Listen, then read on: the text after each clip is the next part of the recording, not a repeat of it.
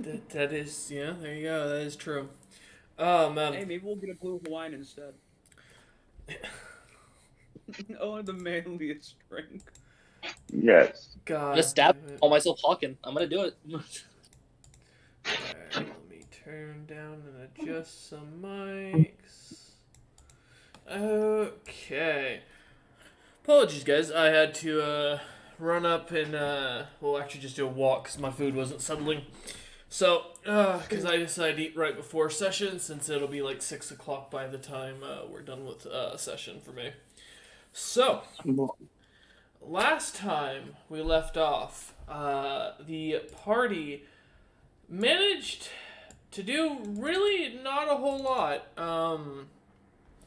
After a quick realization of the very unfortunate Temidar, the party ended up going on, well, vacation, if you will, for about what has been like 3-4 weeks now, I think, something like that. So yeah, we come back now with the party having spent not more than a day between sessions.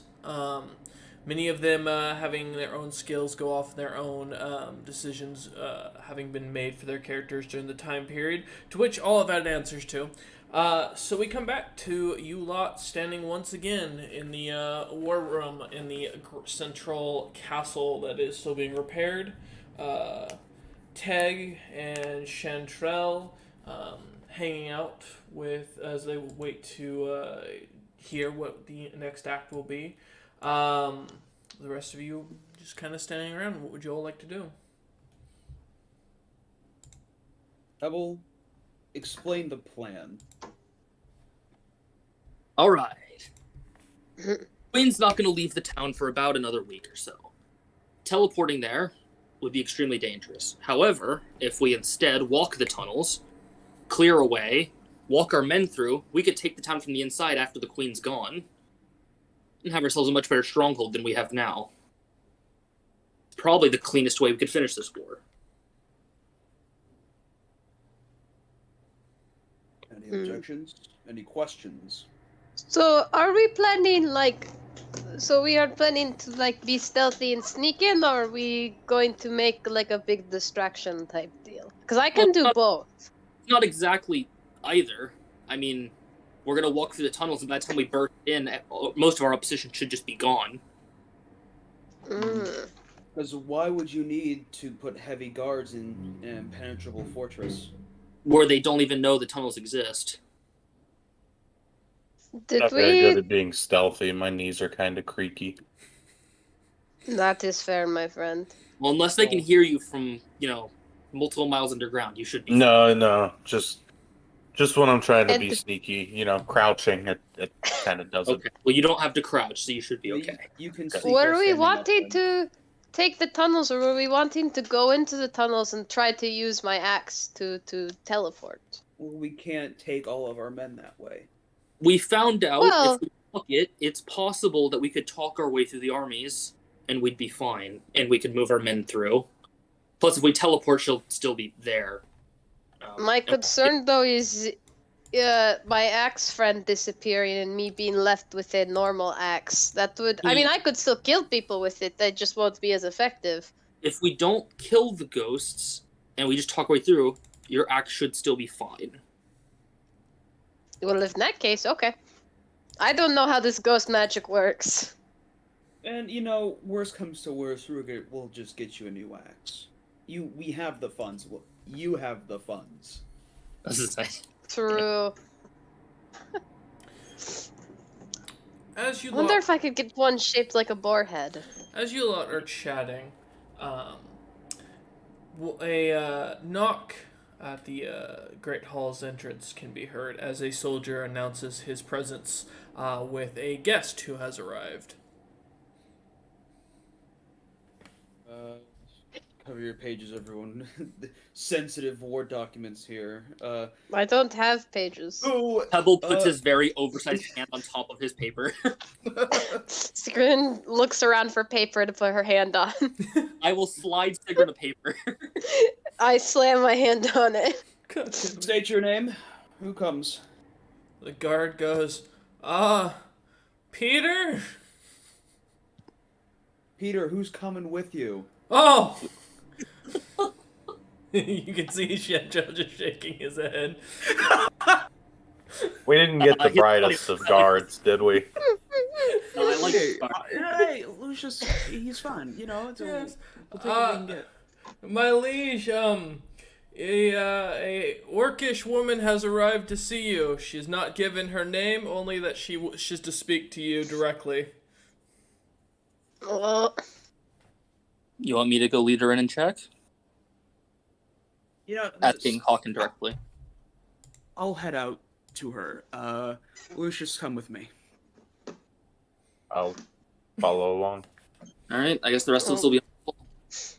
Yeah. If you guys want to follow along, you can, but I don't know if I was I gonna should say- bring the whole squad. No, meet That's with true. you. We'll come out if something happens. All right. As you go to open the doors, you see the 5 foot, 6, skinny, just early adulthood guard that now you recognize as Peter, who couldn't look more plain with his brown hair, brown eyes, and pale skin. As he looks nervously at you. I see a bright future in this, Peter. Is his last name Griffin, perchance? No. Wow. He That's Peter Parker. he looks at you and goes, she's at the gate, my liege. All right. Thank you, Peter. He kind of turns and goes and runs off back down the road. Man, he seems scared for some reason. I don't know why. Odd. Teg I just have kind a of feeling I know. Ted just kind of coughs. Revolution, conquering a kingdom. List goes. God, that's cataclysm. The list goes on and on and on as he starts listing things off. I mean, I get it, but come on. So it's just going to be Hawken and Lucius heading to the front gate. The rest of the party is going to stay at the Great Hall. Mm-hmm. I suppose Mm-hmm. so. Okay. So as you start walking, Hawken, heading down the main road towards the gatehouse, you see a group of orcs. They seem to be kind of leaner and smaller. Most of them standing around 6 foot tall. They seem to be led by what looks to be a female orc with a bit more of a pronounced underbite than the others, as she seems to have 4 fangs that stick out. And they all seem to be wearing the simplest of leather gear, from what you can tell from this distance. As you get closer, though, one of the guards kind of come over and explains that the small group of about 10 orcs just kind of showed up, and that the woman was demanding that you see her, and that the guard personally believes that these orcs look kind of funny, as they seem to be smaller than what he was expecting. But otherwise, that's all you get from the report. All right. Let's see what these orcs have to offer. All right. As you walk up, the female orc kind of steps up and kind of walks towards you. 6 foot was maybe given a little bit more. You'd guess maybe at best she's 5'8" as you get right up to her, and she looks up at you and Lucius. The others seem to be unarmed. You don't see any weapons on any of them, other than the simple leather gear. Yes, you did. And yeah, no, I know, Volden. I'm getting to you, don't worry. She kind of steps up, kind of puffs over her chest and looks at you and goes, "And who the fuck is this scrawny little bastard of a human?" I'm the lord of this town. This fort. I am Hawken. You're a lot tinier. They said you'd shoot lightning out your ass. I don't imagine you got that going for you. I can promise I've never shot lightning out of my ass. That is definitely a false statement. Might I ask who you are? She looks at Lucius and goes, "Sense of humor lost in this part of the territories, or is he just stupid?" Neither here nor there. She's kind of Sorry, eyes both of you up. there's a lot on my plate right now. Sorry if your humor went over my head. Uh-huh. Alright, well, so you're Hawken. Yes. Huh. I imagined you'd be a lot more impressive. I got important information if you're interested. I am. The cost, of course, though. What would the cost be? She looks you up and down, and looks Lucius up and down, smiles, and goes, well, seeing as you two are the skinniest specimens I've seen in my existence, besides the scrawny dragonborn that was following up behind us, I'll tell you what, some free room and board would be nice. You know, some food, some wine.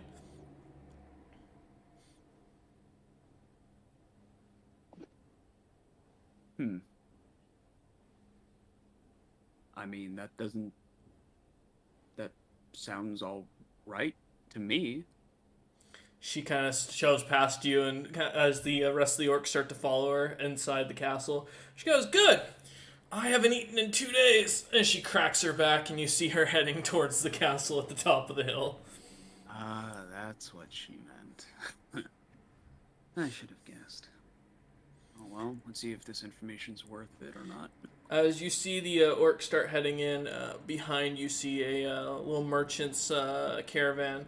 As the Dragonborn from the city of Bolton Citadel earlier seems to come up behind, as the guards kind of stop him and are checking his paperwork. One of the guard captain kind of signals over to you, Hawken, and goes, "My liege, are we allowing Dragonborn in now?"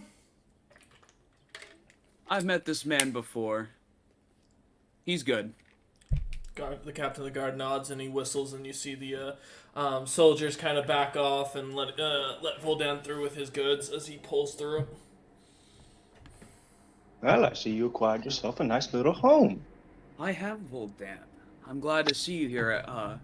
My last merchant seems to have up and bailed on me after losing his memories to a higher deity. Oh, those pesky gods always taking people's minds. Why? Listen, man, I don't make the rules. I just follow my gods. That's about it. However, good to have you here. Are you here to take up the merchant presence along with accompanying my party on our duties? Oh, well, I see why not. Sure thing. You seem like Oh, you'd be a maybe- great fit. I appreciate it, my dear friend. Come with me into the castle. I have some orc visitors that might prove to be an issue on our food coffers. We'll see. As a lot of you kind of start heading up, following up behind them, about 20 minutes goes by of you lot walking as the Sigrun, Pebble, as well as with Teg and Chantrell, hang out in the Great Hall, enjoying yourselves, going over the strategy, looking over the last-minute paperwork that you've seen, to kind of shore up any changes in the plans. You hear a very loud knock on the Great Hall wall doors as someone in Giant goes, "Open the doors, you wee little shits!" I'll do it. Sigrun, Pebble, take care of that. Sorry. Yeah, I mean, Egg nose. Sigrun would Uh, perk up at the sound of Giant, but I think she'd move to open the door. I want to make sure Egg knows to stay away from the orcs as we know about his feelings. For who? Sorry? Egg. Hey, okay. Okay. A will, pulling up something real quick. I'd rather he not kill the people who just showed up. Yeah, no, give me a minute to find something real quick. Will he listen, though? 1 sec, I'm pulling up something. Alright. He does, and you see him go into a room off to the side and disappear for a moment. Yeah, that works.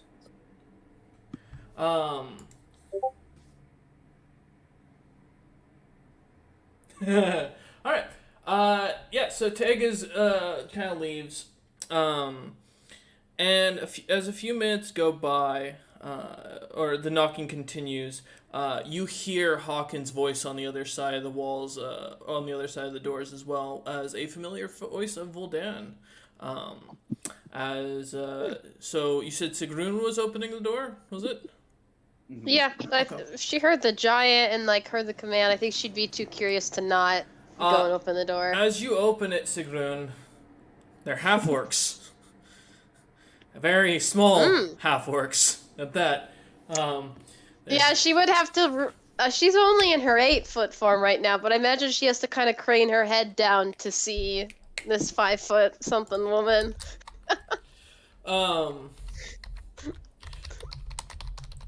She looks up at you. One sec.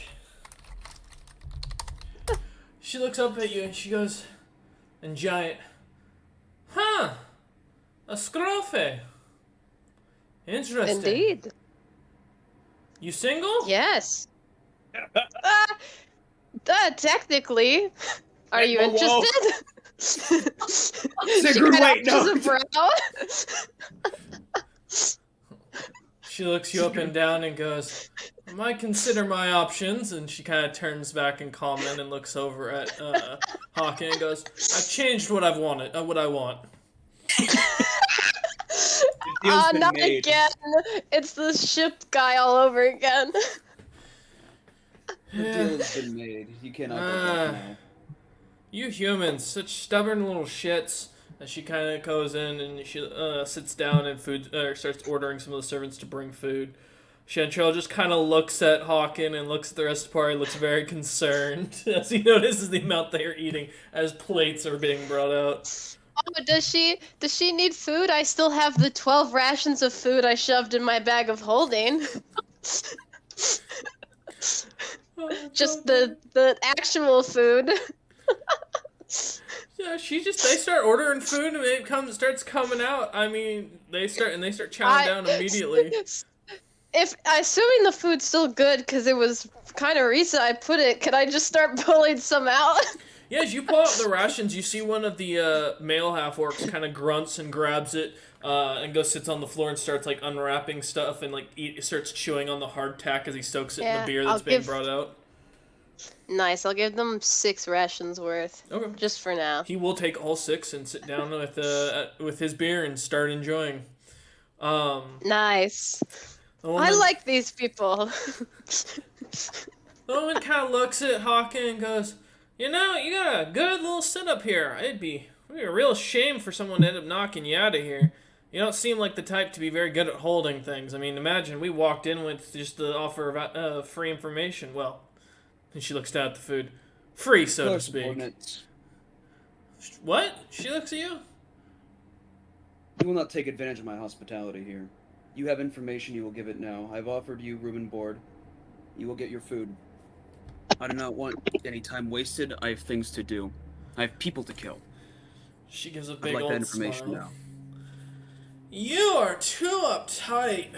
She goes, "You gotta learn to enjoy some food, live a little.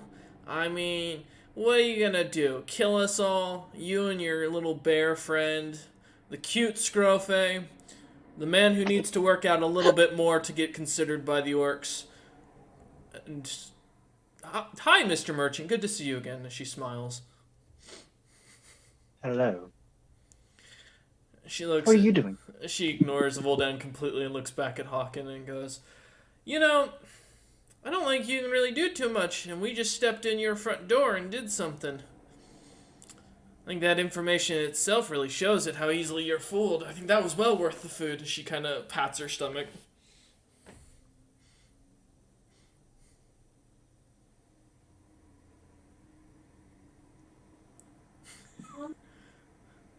Intense silence. Waiting to see what the leader says. Oh. As you shout out Teg comes walking in and he smiles as he takes his glasses off and you see him set him through a dimensional portal of fire. And he goes, "You rung?" And he looks at the half-orcs and just toothy smile. How many of them do you want? Well, I haven't had to deal with a princess in a long time. For her claim, she would probably be worth more than any of the others. The rest of them look like just a bunch of ragtag nobles that just know how to fight. I'll take as many as I can get, good sir. As he smiles at Hawken. Okay. Ma'am, I'll reiterate. What is your information that you will provide before I let loose my associate? You see her kind of reach to her side and sets a bag of holding onto the table. And she starts to pull something out of it, long handle, continues to come out. A few seconds go by and you see this nasty looking blade of a long greatsword-like length, teeth instead of actual blade that seems to have melded into it. The blade itself being made of this like brownish, reddish metal that's not rusted but definitely looks like cheap iron. As she pulls it out and she sets it on the table and she smiles and goes, it's not real nice to bargain with, that. She says, she kind of looks at you and looks down at the sword. But fine if you're not for fun. You lot are trying to get through the tunnels, I imagine, to the capital. Correct? What about it? Well, my advice is the fact that if you're gonna go, you need to go soon, as the one of the dwarven sons, the king princelings that didn't inherit the throne, has taken his small armed guard and has planned to set up a kingdom here. He, last I heard, was already halfway through the tunnels, heading to take the Orc Queen's head. Oh, we had a similar idea. We're actually supposed to have it soon. Well, of course, everyone knows that. Even the Queen herself knows that you were coming. You're really bad at hiding information, especially when the fact that one of your bricklayers has already managed to sell you out.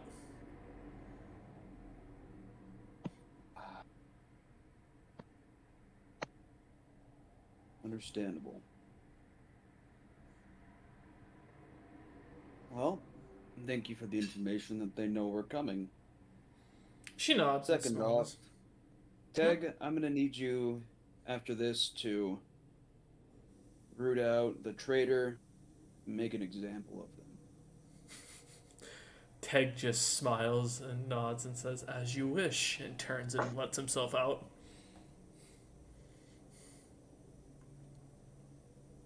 If you need help, I can recommend some Scrofay methods. She'll like call. You hear no response. So, I take it from what Teg has said, you are a princess, then. Every wee little orc out here has got some royal blood in him. Fair. Fair. Are you a direct descendant of the queen, or are you in a offshoot house? Are you asking if I'm gonna fuck you? Because the answer is you're really not my type, sweetheart. No. No. Do not worry. I already have someone else in mind. That's poor unfortunate soul. Perhaps. But we'll see what comes of it. Anything else do you have? Besides the queen just knowing that we're going to take the tunnels? And that I have traitors in my ranks?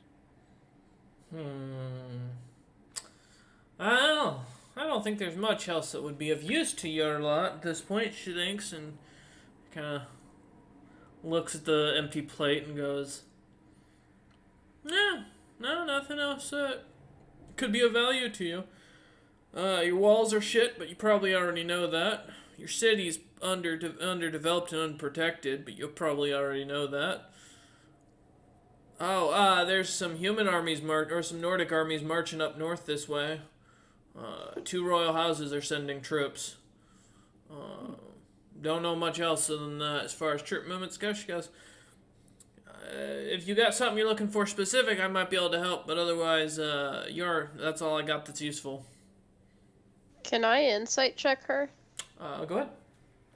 See if she actually does have something and she's just withholding it because, you know, I have advantage. not getting along with Hawken.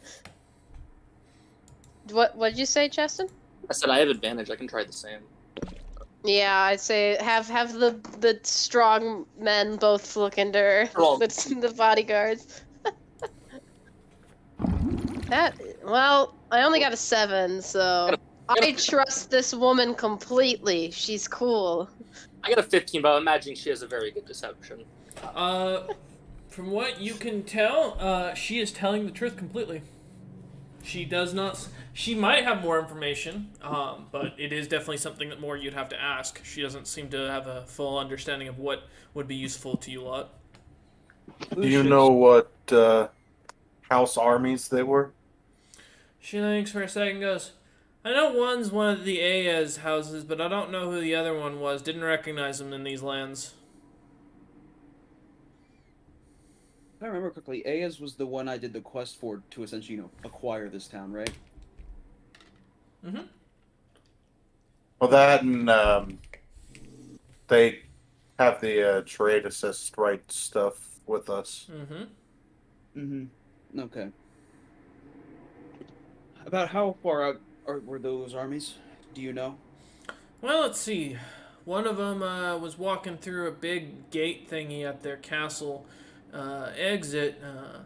From what we could tell, looked like the city was being put under siege that they were heading to.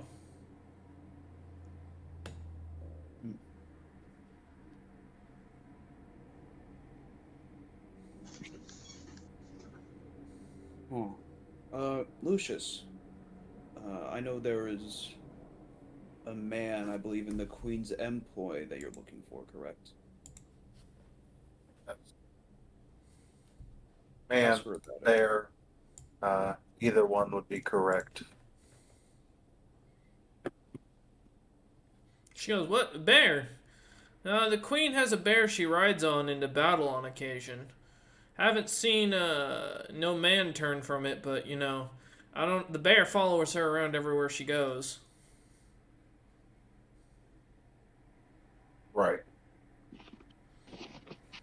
So if I had to guess, the bear. If you're looking for her bear, it's probably with her, if not kept in the stables. He's got his own. It's got its own royal stable apartment thing. Damn thing eats better than most of the servants. Of course he does. You imagine being a pet to a queen or a king? You gotta eat well. No one ever feeds the servants well, I tell you. She kind of smiles and goes, so, is there anything else you need of me? Because otherwise, I'm gonna go find myself a nice little abandoned house and we're gonna camp out and set up shop. Yeah, by all means. If for some reason I think of anything else to ask you, I'll come find you. She nods. Well- Question for you, if I may. Yeah, why not? You're coming to give us this information. I assume that means your relation with the queen or her army is not the best off. Would you be willing to you and your men lend us your arms?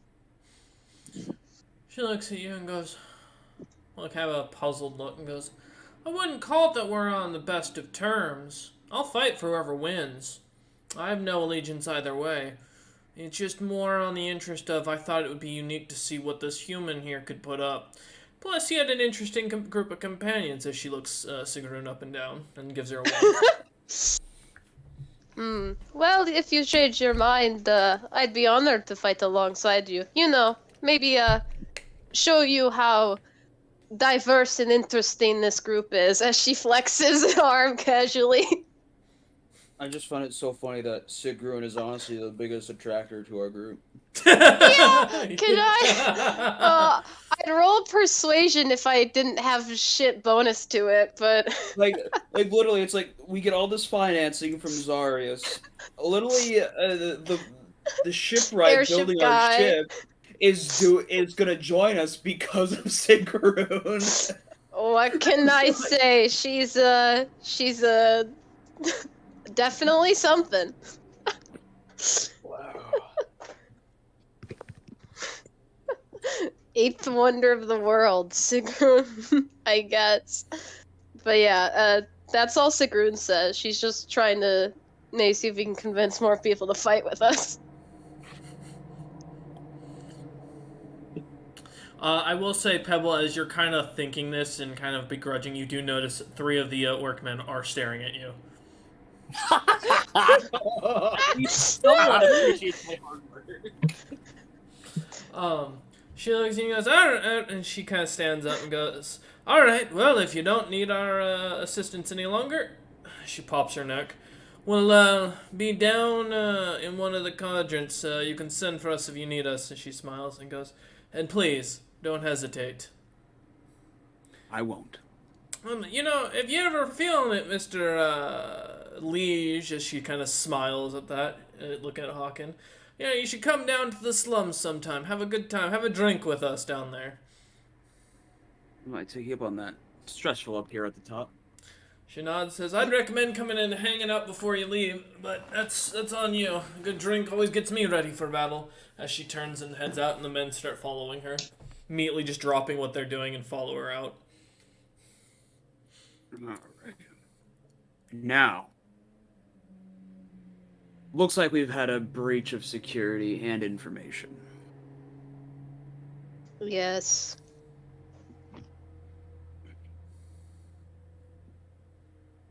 That's a problem. Hmm. Not only do we have competition to reach the town first, but the Queen also knows about the tunnels due to one of our bricklayers. Well, as much as I How did the it only- bricklayers even find out about this? well, only one bricklayer's seen the tunnels, as much as I loathe to say it. You think it was your apprentice? As far as I know, no one else has seen the tunnels. I have not talked to anyone about our plans, nor brought anyone anywhere. Neither have I. Well, There's a chance we were Are being we to spied believe on, though. that Timidar is actually just gone? Mm. Well, it made it to world news. I wouldn't be surprised. he's just disappeared. He's gone. He's deserted. His this- memories were lost, though. If he doesn't know who his allegiance is to, there's no way he could have told our secrets, but who knows? I mean, he definitely could didn't be know with- about the tunnels after the fact. It's just a matter Mm. of what kind of guy loses his memories and instantly goes into the wild. A I guess cat? I guess that's Temidar for you. It's strange. Yeah. Maybe he reverted back to some primal way in which the Tabaxi just live in the woods. Nomadic, She I guess. shrugs. I don't know, but I don't know what survival skills he would have retained. I guess it's Yeah, just a Honestly, mental me at that point. neither. Especially with his tail missing. That's His- like I mean, Big- his instinctual ones, his race is known for living in forests. Hmm. There's a certain So- level of going to be there. Hawken. Hmm. About this breach and trust. Are we keeping this down low, or are we planning to make a big example of him so the others know to not repeat his mistakes, eh? Well, I've given that choice up to Teg. Teg is to make an example of this traitor. Oh, it's going to be Uh, blood. So, we still thinking tunnels, or are we now going to try a different plan? Truth What be other told, choice do we have? I don't see a better choice besides, I guess, finding a way to keep an eye on the town to ensure that the queen leaves on time. Hmm. I don't want us to open the door and just see the queen standing there. This is still our best option. We can't do an outside siege. Hell, we can't even do a siege with what we have. Holding out's the best that we have, but if they know about the tunnels, they could also come from our insides. I mean, it's a But if far-fetched they know they're idea. We may still open the door to their faces. Yeah. Alternatively, Chantrell speaks up. You could wait till the army shows up and challenge the queen to a duel one-on-one. That. And then Or you if could just you, sub in one of your champions for it instead of yourself if you're not feeling up to the challenge. If I'm correct, If- though, Chanterelle, she is an incredibly strong being, and I am nowhere near that amount Oh, of the strength. likelihood of you dying is extremely high, but I wanted to make sure you were talking about options on the table here. We've got to include that. We'll consider She's that she's option also a on the master of card. disguising spells, illusionary spells, charming spells. She's got a lot of spells she's got in her book. Plus, she doesn't. Most of her abilities aren't really well known because she carries a grimoire specifically for the bardic magics that most haven't ever seen. You know, it would be so funny if that orc princess was the orc queen. Wouldn't that have been hilarious? I had that impression from the beginning, but yeah, Also, That's what I. out of character. I thought it was just gonna be Yeah. the Orc Queen, and I'm Yeah, like, I honestly- still don't trust this. Yeah. But Sigrid pipes up. If we're really desperate for options, if we could somehow ensure it won't kill us, if we lure the orcs into the tunnels, we could use the blast diamonds, collapse it on them, kill most of them. I mean, there's also the obvious option. What is Yeah. that, my friend? We have a warship that's going to be done before the queen's supposed to show up. That's true. If we just Or wait Put outside the away- tunnel. Airdrop into the city. Chantrell just speak up and goes, actually, interestingly enough about that, I got a letter from a Carviel. He specifically Yes. said that his family shall be here soon. Oh, we were I'm told pretty they were sure they coming will- here. I thought they already arrived. There was already a group Huh? of GIF that have. There are Take GIF it, here, But it's not but his family? that's not his family according to this letter. Oh well. Yeah. I mean, we'll take anyone. They're welcome. Yes, perhaps they can offer us some other options if they know something I we mean- don't. Yeah, that's the other option. I mean, with the airship, we'd have two options. We could go on the offensive, or we could just blast whatever army shows up from above. Yeah, From what Chantrell Definitely. said, we can't really do much about it. Yes, we could just go straight to the city. You guys just abandon the city here and march straight there. We're a small enough force. I mean, we can at this True. point maybe summon up. I think we can probably get 5,000 fighting men and women. We're small enough we could get there within a couple days. Sneak into the city through sewer lines. Any exposed tunnels or mines that might be near the surface. Just take a quick blow up or a mold earth spell, and boom, you walk right in. Our likelihood of surviving, though, ain't very high, because most of these people ain't up to fighting strength. my concern is if this information from the Orc Princess is a lie. I don't feel it is, but if she was lied to or is lied to us, and we abandon the town when the Queen isn't leaving to march through the tunnels, it would be exposed completely. Chantrell kind of looks at you and Unmanned goes, and all. I've never heard of some orc princess, to be honest. The bloodlines are pretty well known.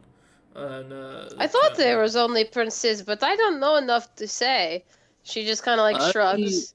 I spent some time looking into the history. I've never seen a princess, but if we attack her and she is the queen, she's just going to kill us all. Yeah, but the strange part is that She I might didn't be a even know it was bastard child. princess until Teg said she was a princess. Yeah, Teg called her princess, which is the weird part. So we could ask Teg. Chantrell, When as you he's mention done this, goes. torturing the traitor. Chantrell goes a little pale and goes, "You don't want to go visit him right now." Nah, I know exactly what he's doing. I'm fine. Oh no! What method is he using? I'm just curious. Yeah. An exotic There tiefling. are things underneath this fortress that they better not seen right now. That is such a boring answer. We have a torture room? I wouldn't call it that. He calls it his experimental fun time chamber. I don't like that. I thought it was just a normal torture place. No. It's Can I go? advanced archery. What was that, Voldan? Can I go? My eyes. No, Voldan, I'm sorry. I won't allow you in there. He looks at you lot and goes, well, I mean, you can ask Teg. If it's him in charge, he'll probably find the person within the day that's the problem. Okay. Well, let's go see what Teg has to say, because I'm curious on why he called her a princess. If there has been no record of princesses. I mean, she did say she lives in the slums, yes? I don't know. I'm feeling this is like a bastard child situation. Probably recognize something out about her. She does look a little bit different from the other half works. Okay. Chanchal goes, well, if you're gonna go down there, he hands you a skeleton shaped key. It's like a proper. I couldn't talk there. Looks to be a proper full body like tiefling skeleton with a little key knob at the foot that sticks out a little bit longer. And he goes, just walk down into underneath the kitchens. There's a passageway down there where we have storage. One of the far corner walls where there's a barrel, you'll see it. You just stick the key into the barrel anywhere. There's no hole, and it activates and opens the door to his chambers. All right. Thank you, Chantrell. I appreciate it. He nods and goes, I'm just happy you're going down there this time. And he turns and starts to slink out of the Great Hall. Poor Chantrell having to deal with Teg. All right, yeah. But you know, I'm glad I have someone to do the dirty work, though. Got my own little mafioso here. Uh-huh. So what does the party want to do now? You've got your key. What's the plan? Anybody who's willing to join me into Teg's fun chamber, I guess. The Pebble has no complaints. Yeah, there's not much else to do. If I had higher insight and intelligence, I'd have Sigurd talk with the princess more, but Sigurd's not smart enough to discern jack shit. Hey. So I'm coming with. All right. I assume Lucius being silent. Oh, there he goes. I follow along as well. Okay. As you lot head into the kitchen, Hawken, you immediately recognize the very familiar scene of opening the trapdoor into the basement where the food stores are. Having been here before, as you go down, you see a strange barrel in the corner where you see like stores of food all over the sides for each of you. Bundles of like vegetables that are being pickled, some fruits that are being put in some thicker honey-like liquid. Barreling that seems to be getting set up as we are getting towards the middle or the beginning of summer. People are starting to get their early harvests in and taken care of. And you see in the corner just a simple barrel that kind of stands out. Nothing in it, just sits there with a cork sticking out of it, but the top completely open. As you walk over and kind of push your key into the wood, a sudden strange black wooden door kind of appears that the edges of the wall itself that would be attached to figuratively into the space seem to start to crack almost as if the change of planes is causing an inverse effect and causing a tear, if you will, in the mortal plane. But as you put the key in, it immediately turns and the skeleton starts to do a little dance in your hand and starts to laugh maniacally. The door opens and you see just a very simple lounge with a red couch, or two red couches, with a wood finish on the outsides to kind of model it. Long bookshelves on a dark wooden shelf behind or surround the entire room. A very nice animal pelt of a creature none of you seem to recognize off the bat lays in the middle between the two couches with a table on it that seems to have been formed in some sort of like white wood-like material. And Teg just seems to be sitting there with his reading glasses on, a book open, as he seems to be just kind of thumbing through a book, reading stuff. And he looks up at you guys as the door opens with a bit of kind of slight surprise as he kind of folds a corner of one of his book pages and closes it up, sets it on the side, and looks up at you and goes, "Oh, my liege, how may I be of service to you? I wasn't expecting you down here. My space hasn't been cleaned yet. I do apologize." No. I should be apologizing. I barged into your space. My bad. However, I do have a question to ask you. How did you know that the orc woman was a princess, or was that just some random somethings that you said? Oh, you didn't need to come all the way down here with your entire party to ask for that. You could have just rang for me and I would have come to answer that question for you. Simple. That was someone was using an illusionary spell.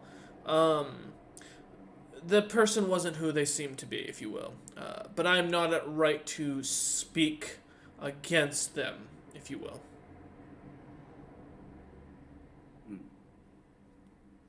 Nonetheless, do you mind keeping an eye on those orcs for me? Make sure they're not causing too much trouble. I doubt, my lord, that they'll be much of a problem to this town. Well, I trust you, Teg. Thank you. He nods and says, "Thank you, my liege. Is there anything else I can do for you?" Some tea, perhaps, as he snaps his fingers and suddenly a glass vial kind of comes floating over a cup and pours, and the liquid inside of it immediately heats up and turns a dark brown. Chantrell's given me his opinion, but how do you think we should go about invading or dealing with the Orc Queen? In my experience of war, he goes, "No tea, I assume?" He kind of looks up at the tea glass still floating. Sure. And he floats Why over not? to you and hands it, and it kind of settles into your hand. It's got a very cherry and almost oak-like smell coming off of it. And he kind of smiles and goes, "Brutality is the best way to deal with the less intelligent. So the more brutal the demonstration, the better. If you want to solidify your power in this world, and especially on this continent, the best way to do it is become a tyrant. The Nords being a very familiar race with very strong kings, most of those kings, while rebellion started, they did not go on in the later years, and succession was saved for a few generations. So, in my opinion, teleporting in, killing the queen in the most brutal fashion, and then leaving would be my recommendation, and making sure it's well known that you are the one who did it, and why you did it, and how you did it. They give you a terrible nickname, something to make you sound devastating, tyrannical, evil, and those who don't matter and who would look to harm you would never seek to actually fight you. Pretty simple. And those who know you will know different of you. My best advice as far as it goes. Also, I recommend definitely making deals with fiends. They get a bad rap. They really shouldn't. They really stick to their contracts. So more of a go big or go home kind of guy then. No, I just, based on the histories that we've read, historically speaking, the more brutal, the better the message, the longer the dynasty lasts. Yeah. Well, thank you for the tea and your counsel. I appreciate it, Teg, very much. He nods and goes, "Anytime. Also, your traitor has already been found." Might I ask whom? You may, but until I get the information out, I think it better if you leave them be, so that I can continue to observe them to find out who they are speaking to. That works for me, Teg. Thank you very much. Alright. As you close the door, it seems to disappear. The skeleton key vanishes once more. And you all just find yourselves in the food cellar. Just kind of standing around now. I don't see a single benefit in that. How fun can it really be? So here's what I want to do. I still don't think that we're capable of taking on the Orc Queen, even all of us together against her. However, I do agree with Ted that things need to get a little bit more brutal, if you will. I'm thinking like either or of a plan of either just teleporting in with Sigurd and your axe, or just making a clear path through. But honestly, I think us 5, 4, however many of us will be teleporting over there, are fully capable of killing a bunch of civilians, lining them up, and just going to town, you know? Really make that statement of, you're fucked. This is my city now. Perhaps some of the orcs, who may or may not remain, might see that, hey, we might as well fight with the guy. Otherwise, we'll just be dead sooner or later. What do you guys think? I have to ask the DM a question. Senseless slaughter for the sake of peace? Alright.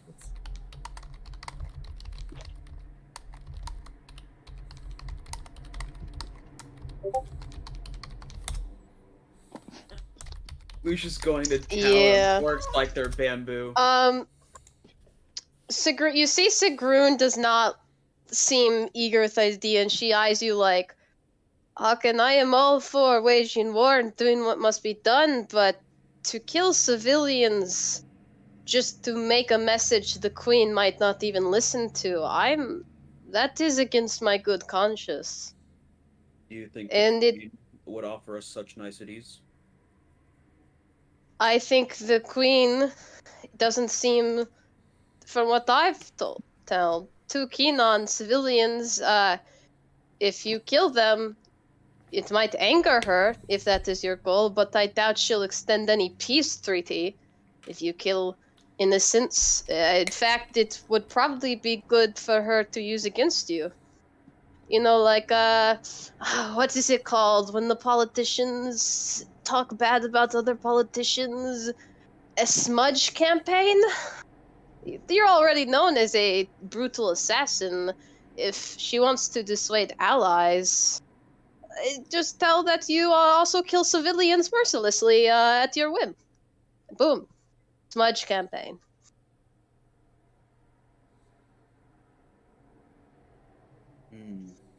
Well, there's a second way to Plus- get it that we wouldn't be involved in. Because they're doing it anyway. Goblins What is in this that, my land friend? really hate the orcs. Just saying. Oh, goblins! I had a friend who was a goblin. Oh, yeah? Yes, he was a little one. Interesting one. It's a shame I haven't heard from him real recently. Maybe we could have the goblins raid and pillage their towns. Well, from what I understand, they Make them go basically into are a panic. that, but they only do it from tunnels and such because, they're smaller. Maybe we'll organize them. Because I doubt they're... So I think they'd be more fitting for assassination in this case.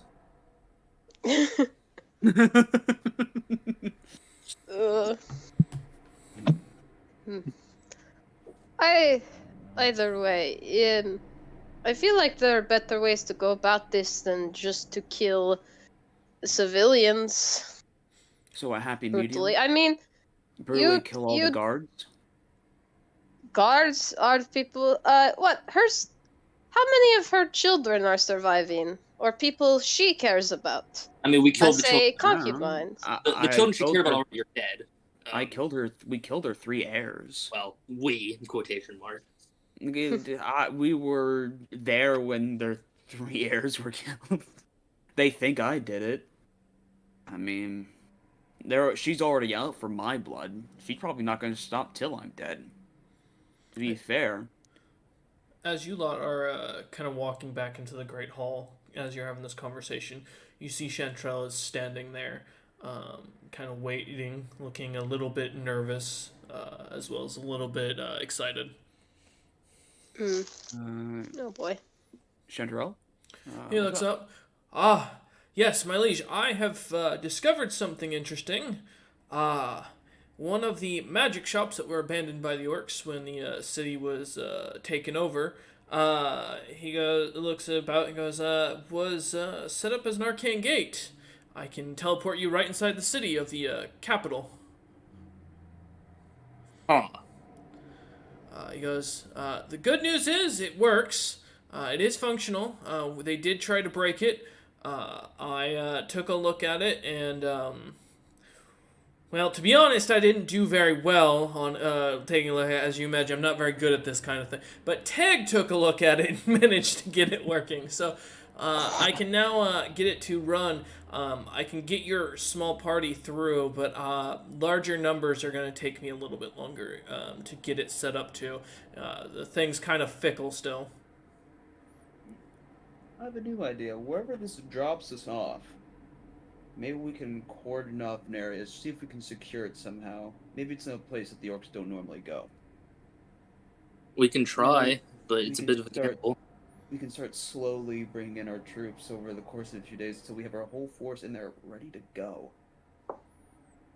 He looks at you and goes, I could slowly move our own troops in at your request. Wouldn't be too hard. Is this only a one-way deal, or is there going to be, or does it have to connect somewhere? No, if this thing's going through, that means there's a gateway somewhere on the other side. Meaning the gate's probably somewhere they move troops anyway. Not Well, necessarily, and again- to be fair. The orcs don't really mess around with it. And by the looks of this thing, they hadn't actually used it before. It looks like they were trying to figure it out. Well then, I'd say Alright, all 4 random give it portals a- I've done before. yeah, I'd say we give it a shot. I mean, it's probably better now than the tunnel plan, if it's true and they know about them. Plus, we won't have to deal with any dwarves down there that are trying to get to the Queen City themselves. He nods and he goes, I sent a woman through already. She was testing out. Went by the name of C. Uddles. Large woman. Hairy. Very angry.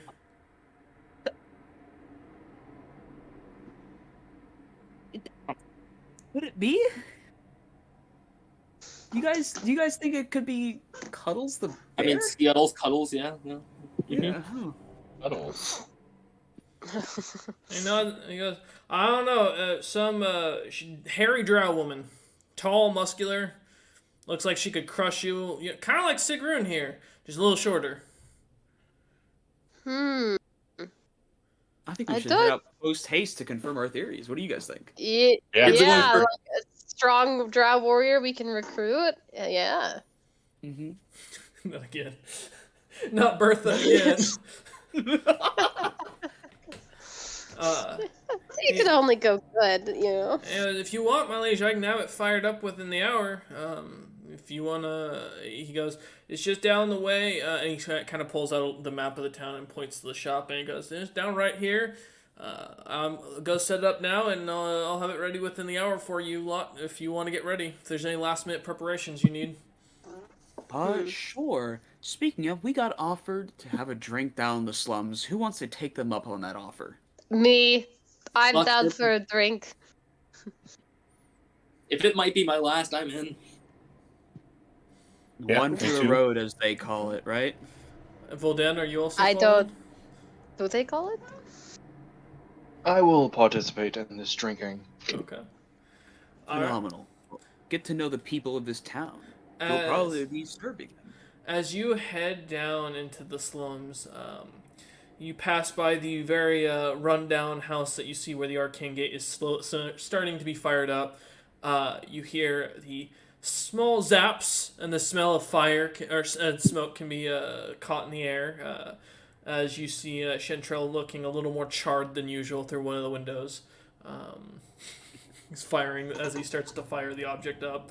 But as you continue down, heading towards the northern gate, you come across this tavern called the Crusty Tooth. A very broken down saloon where you see what looks to be more common soldiers, actual soldiers, scarred up, many of them carrying custom gear, as well as the female orc and her little group of orcs. males that seem to kind of follow her around, all seeming to have having a very jolly atmosphere as the music is being played, drinks are being handed out, hot food of some sort of mystery meat is being handed to people. And as you come through the saloon doors, the orc woman looks up and speaks in giant and goes, "My large muscular princess, if it isn't you." There's a large muscular princess? Sagun looks around. She's talking about you. It's a giant. I don't think you can even understand. Oh well. I'm smart enough. I can whisper that. I have a 14. Yeah. Oh yeah. Do you whisper that? But I'm not a princess. I'm a shield maiden. Term of endearment. Oh. As the orc woman goes up and hugs the pebble as hard as she can. She pulls you in, Pebble, and squeezes as she picks you up. She sets you down and looks back over and looks at Voldan and goes, "Ah, and I owe you a drink." She smiles and she orders a couple around. And he goes, "Sit and have a good time, some food and some drinks. To the merchant's kindness of selling us items, and to a very, very grateful king." She looks at Hawken. Take what I can get. All right, their glass and people start cheering. The music become more lively, and people start joking and having a good time. The orcish woman kind of sits down with the group or with you guys and kind of starts discussing things. With a very joyous manner and very kind of just red cheeks, a little bit of a beer stash going. She goes, "So we're going to go hunt down the Orc Queen Slayer, and then what are we doing? We conquering the world next? Will I get to become a lady in waiting?"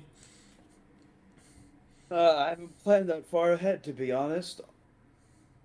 To be You fair, want to I just- take the Nord throne, yes, my friend? Oh, of course, but to be fair, I've kind of claimed myself as a new king of a new kingdom, haven't I? If they bow to me, then sure. I mean, they're it was currently my up to it. understanding we were dealing with the Heli next, no? The hell you've kind of gotten dealt with already with the Mm. Urmar. Exactly. So we should really deal with them while they're down. I know there are still some people on my list if they're still alive. She I like could cracks her s- knuckles. I might be able to subjugate them under me with the marriage. And of that free the Heli Scrofe. person. If you free the Scrofe, that is a strong ally in arms. You won't find tougher stock, really, in a general populace. I have no problem with releasing the Scrofe. I got You no know- issue with that. Smart Thing has it right now. If you're really intelligent, she looks at Voldan and goes, "You should send his ass off to go and deal with the slaves. Merchants have a tendency to make the common folk a little less nervous than nobles and soldiers. Send him out there to start the rebels up. Get all of them slaves ready to rebel when you show up. It'll be like a two-front war. You won't even have to worry about slaying the nobles. The slaves will do it when they get the first chance. And the Oh, nobles are the only ones Voldan. you gotta worry about." You merchant, yes, you could theoretically purchase slaves, yes, with the intent to free them. Of course.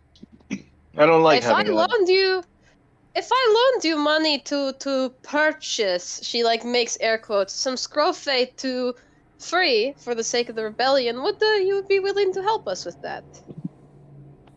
I don't see why not. I like this a lot. I do intend on subjugating the Heli, though. Strong magic casters will be a boon for us. My advice, kill the top of the crop.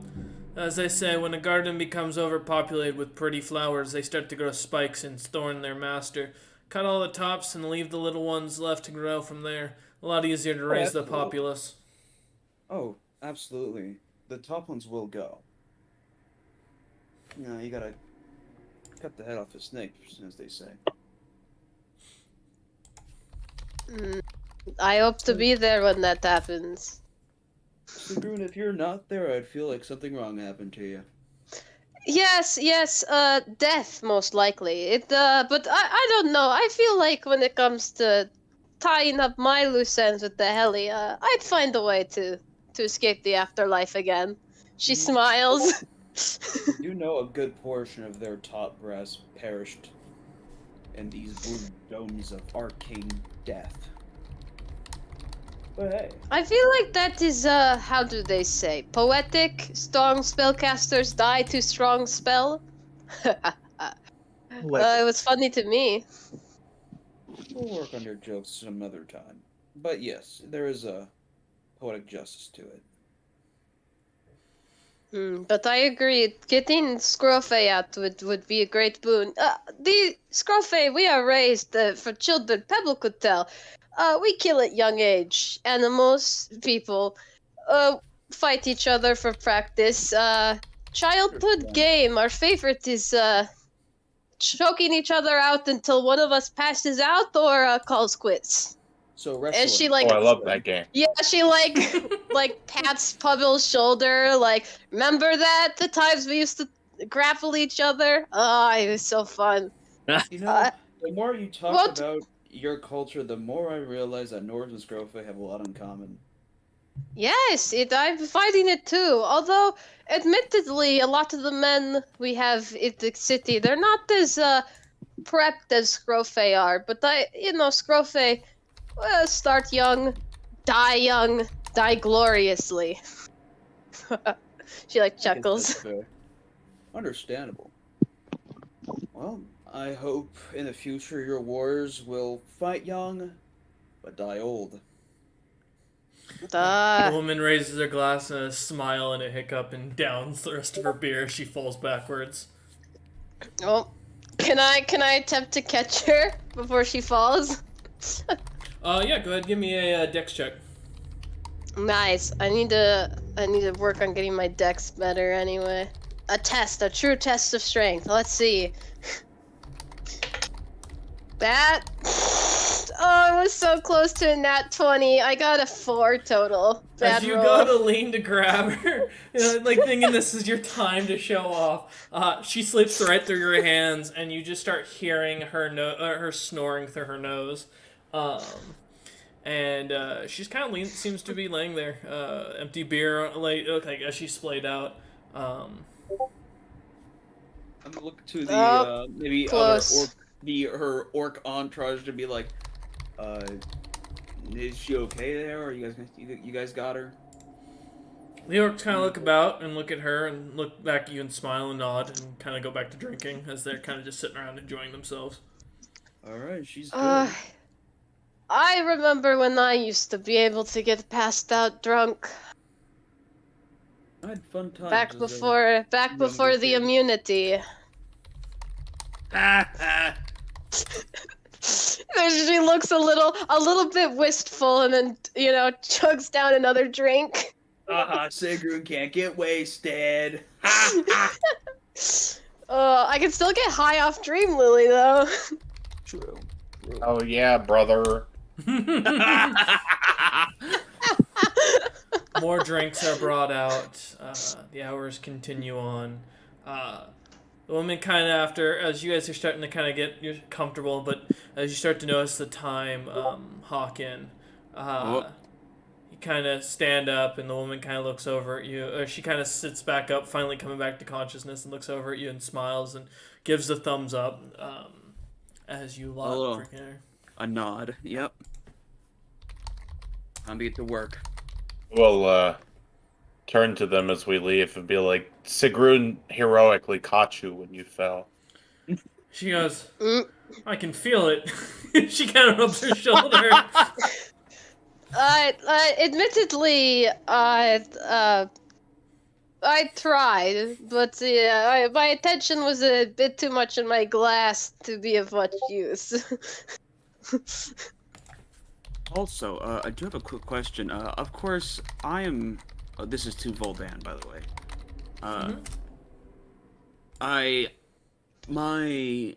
I'm all good with ranged equipment, but do you happen to have a spear of any kind that I can get off via?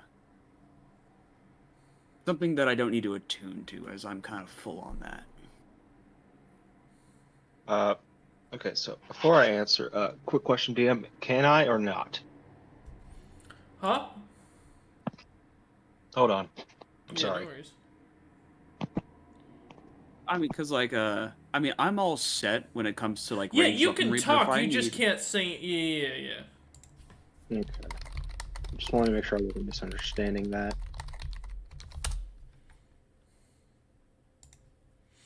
Because I mean, I still got a common spear as like a melee weapon. Well, as far as I can tell, in my current inventory, no, I don't have anything related to spears, sadly. What do you have? I have just a basic scimitar if you need it, Hawken. I appreciate it, Lucius, but I've more trained in spear combat. Thank you, though. You hear the orc woman giggling as she drinks another beer, hiccuping with her red cheeks. Yeah, I figured that was gonna happen. What do you have for sale, Vadan? I'm curious. Well, just to name a few, I do have 2 pairs of boots of speed. I recently acquired a ring of the ram, and I also have a potion of a fire's giant. Just to name a few. Interesting. Quite the collection. Is the boots of speed an attunable item? That's what I was wondering. Something to look up. They are not. Yes, they are. Oh, Yeah, they require attunement. I just checked. Yes, they are. yeah. Blocking that there, that's my bad. Wondrous item rare, parentheses, requires attunement.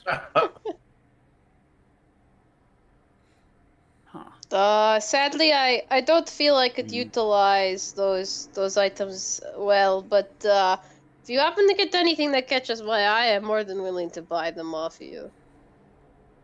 The orc woman snorts at that.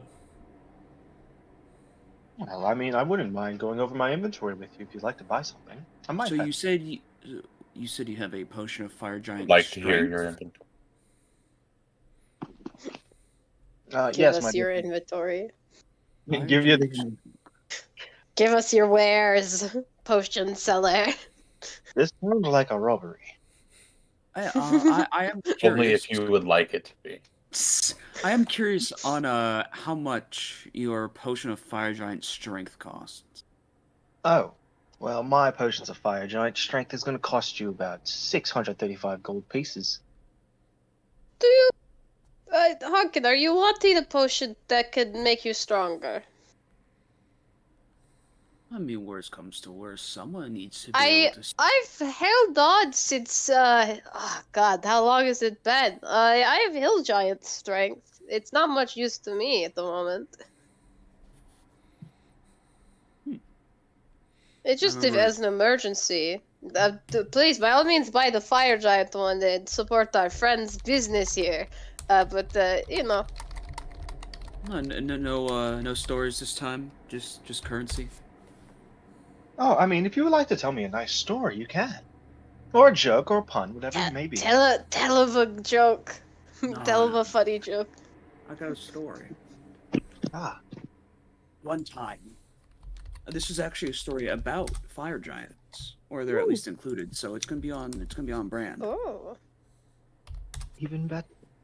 One time, a prince and his entourage went to go visit the kingdom of the fire giants. The kingdom of the fire giants was a few floors down in this kind of dungeon setting. The first floor wasn't that difficult to get through. Honestly, they just had to not break any conventional laws or rules that the undead living upon that floor would deem illegal. So it wasn't really too hard to go down to the next floor. The next floor, drow, patrolling. Not too much happened there either. Seems that other stuff happened prior to this prince's visit. So it was, honestly, after that, another simple descend to the next floor. Now, upon this journey to the next floor, there was a battle which the prince and his entourage might not have held victory if it had not been for the mischievous rogue who saved them with a dashing shot straight into the eye of the beholder. In which, after that, the other combatants swiftly bent the knee towards the might of this party. We had henceforth then found the next door and walked into the city of the Fire Giants after them greeting us at the door, and the burly woman of our party speaking to them in their tongue, which honestly probably saved us. Sigrun smiles. This is an original story, Sigrun. What are you talking about? She didn't say anything. She's just smiling.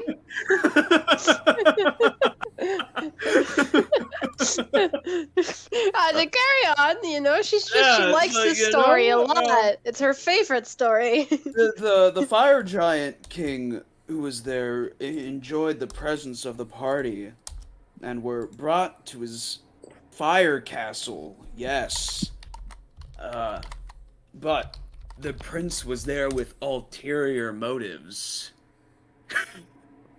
The prince was sent there to kill the prince of the Fire Giants, because he was a bad man. He would grow up to do bad things. One of the orcs pipes up and goes, "Now hold up, wait. I heard the story was that this prince just showed up, shot him in the back of the head, and as a disrespectful thing." That is a whole different story. Wait, are we telling the story about you? Wait. He looks up at you and goes... Yes, we're talking the story of my exploits. And one of the other orcs pipes up and goes, "Did you tell him about the one where you genocided all the humans, including the children and the innocent women?" Oh, yes, I forgot about that. Yes, I did. Save that story for another deal. Oh, yes. I am sorry, Fedora. Hey, they went peacefully in their sleep. One of the orcs pipes up, "If screaming was peaceful, I'm always peaceful." No, their death was instant.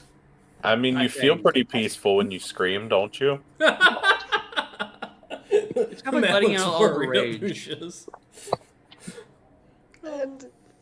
You parade around with this as like if it's some kind of glory? Don't worry about it, old Dan. You're with the people now. Yeah, I heard you trying to correct yourself on that good people. Hey, listen. One of the orcs pipes up. Did he mention that they robbed the Fire Giants blind as well? That one got around real well. He's got a huge bounty. Hawken, my friend, you have to get to the part where you and Lucius bravely made exit while the rest of us stayed behind to distract them as agreed upon. Yes. You know what? I'll say it right now. You see, so the burly one and the Catman were arguing right in front of Fire Giants. That the party, I don't believe, was strong enough to withhold. So while they were bickering right in front of them, unable to be taken away to escape, I, the prince, grabbed the only person out of their view to make our escape. Wait, you're the prince? I thought this was an original story. I misspoke. One of the orcs comments up and goes, "I heard from one of them Fire Giants that supposedly you ran with your tail between your legs while your female friend, the rogue you were traveling with, almost got her arm cut off." Her hand cut off. I was there for that.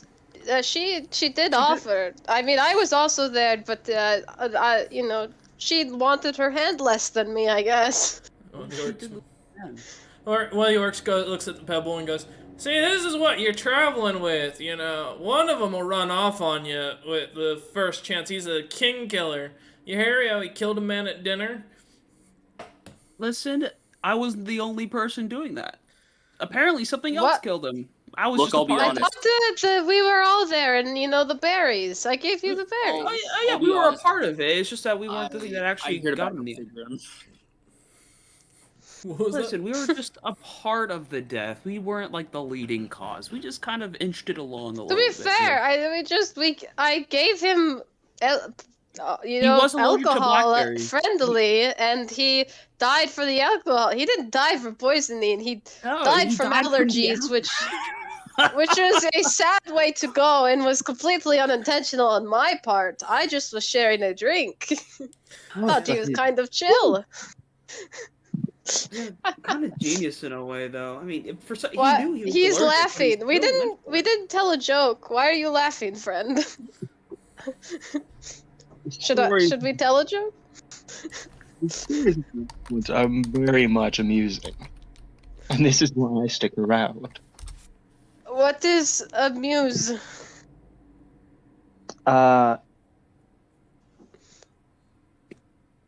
Is that like Funny. music? It brings me joy. So was that a decent enough payment then? Yes, I reach into a sack and I will pull out the bottle of Fire Giant. Okay. The bottle of I fire wonder giant. if that was made of the relative of the guy you killed. As you read it, Hawken, it is a picture of a fire giant inside of a bottle. Yeah, you can keep that. You can keep that story for free. Well, I mean, thank you. I guess I'll do something with this. Pebble, give me a con save. Oh no, my friend's gonna get drunk. I know he's gonna be roofied. I mean, it's possible. That's a 17. No, yeah, it tastes pretty good. But you feel all right. I know 3 of these orcs were eyeing me up early. All right, now we got some work to do. It's time to head out and get started. Hey, Vuldan. I suppose so. Can't be all play. Has What- to do some work. What time do elves like to have lunch? I I don't know. 12-ish. How many numbers is that? As Sigrid starts counting on her hand. One of the drunken orcs holds up 2 What hands kind as he of elf falls is that? backwards. I thought that was 8. How many fingers does Sigrid have as Scruffy? Is it still 10 or is it? I think it's actually less. Does she have 3 Oh, or 4 fingers plus a thumb? How many fingers does Scruffy have? She does. She would have 4 fingers plus a thumb. Yeah. Okay. I kind of take fingers and lay them all out. However, and I put will say fingers is a general statement. Finger Yeah, they're would like probably be a better way of hoof- saying. Yeah. Hoof appendages that No, she can flex. Yeah, so I lay out Sigrid's hands. I put out 2 more fingers. I go 1, 2, 3, all the way up to 12. Oh my gosh. I don't even have that many fingers. I wonder if I could wield weapons better if I had extra fingers. One of the orcs drunkenly comments and goes, "There's one kind of weapon you can wield more with more fingers." What is that? He passes out. Hey, Vuldan, I got a joke Is for this you. a strange orc custom? I got another joke for you, Vuldan. It's also for free. Don't worry about it. Ah, what's the joke, my dear friend? A human, a half-orc, and an elf walk into a bar. The dwarf walks under it. I see. I raised you Oh, I body. get it! It's because dwarfs live underground! Ah, you are so funny. I raised you one. Underneath the bar. Why do That's what the paladins- joke means. I take a shot. Friend Hawkins, I ask you, why do paladins wear chainmail? I've heard this one before, but go ahead, make your Pebble?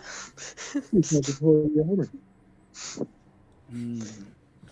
I heard John mention a dark elf, or sorry, a fucking drow earlier. My bad. Might be the alcohol. Does How he many like jump? paladins does it take to light a candle? I don't know. How many? 2. 1 to light the wick, and another to uphold the light. Huh. What do you call a tiny tree ant covered in bacon attacking you? What do you? What? It's a ham bush. I take another shot. Ah. Are any of the orcs still awake, do you think? No, but Chantrell's now standing in the door just watching this with very What with material- annoyance. What material is the magic skillet made of? Ignoring him. Cast iron. I take a third cast iron shot. is good to No, I hit made people a- with. I made plate armor for my pet duck. It's not perfect, but it fits the bill. Oh, I get it, Bill, like the duck. Three orcs walk into a door. A fourth one. Lucius takes a fourth Bastion. shot. Yeah, Bastion's drinking it so bad. Oh, Give me a con save, Lucius. Cool. I was waiting for that. Do you hear about the bard who became a farmer? Oh, 10. no. Now she can turn up the music and drop the beat. Yeah, you're starting to feel tipsy. Nice. Good. The jokes are Ah. actually becoming funny to you suddenly. Pebble, what do you call a 1,000-year-old fae? I don't know. No. Never met a fae. A millennial elf.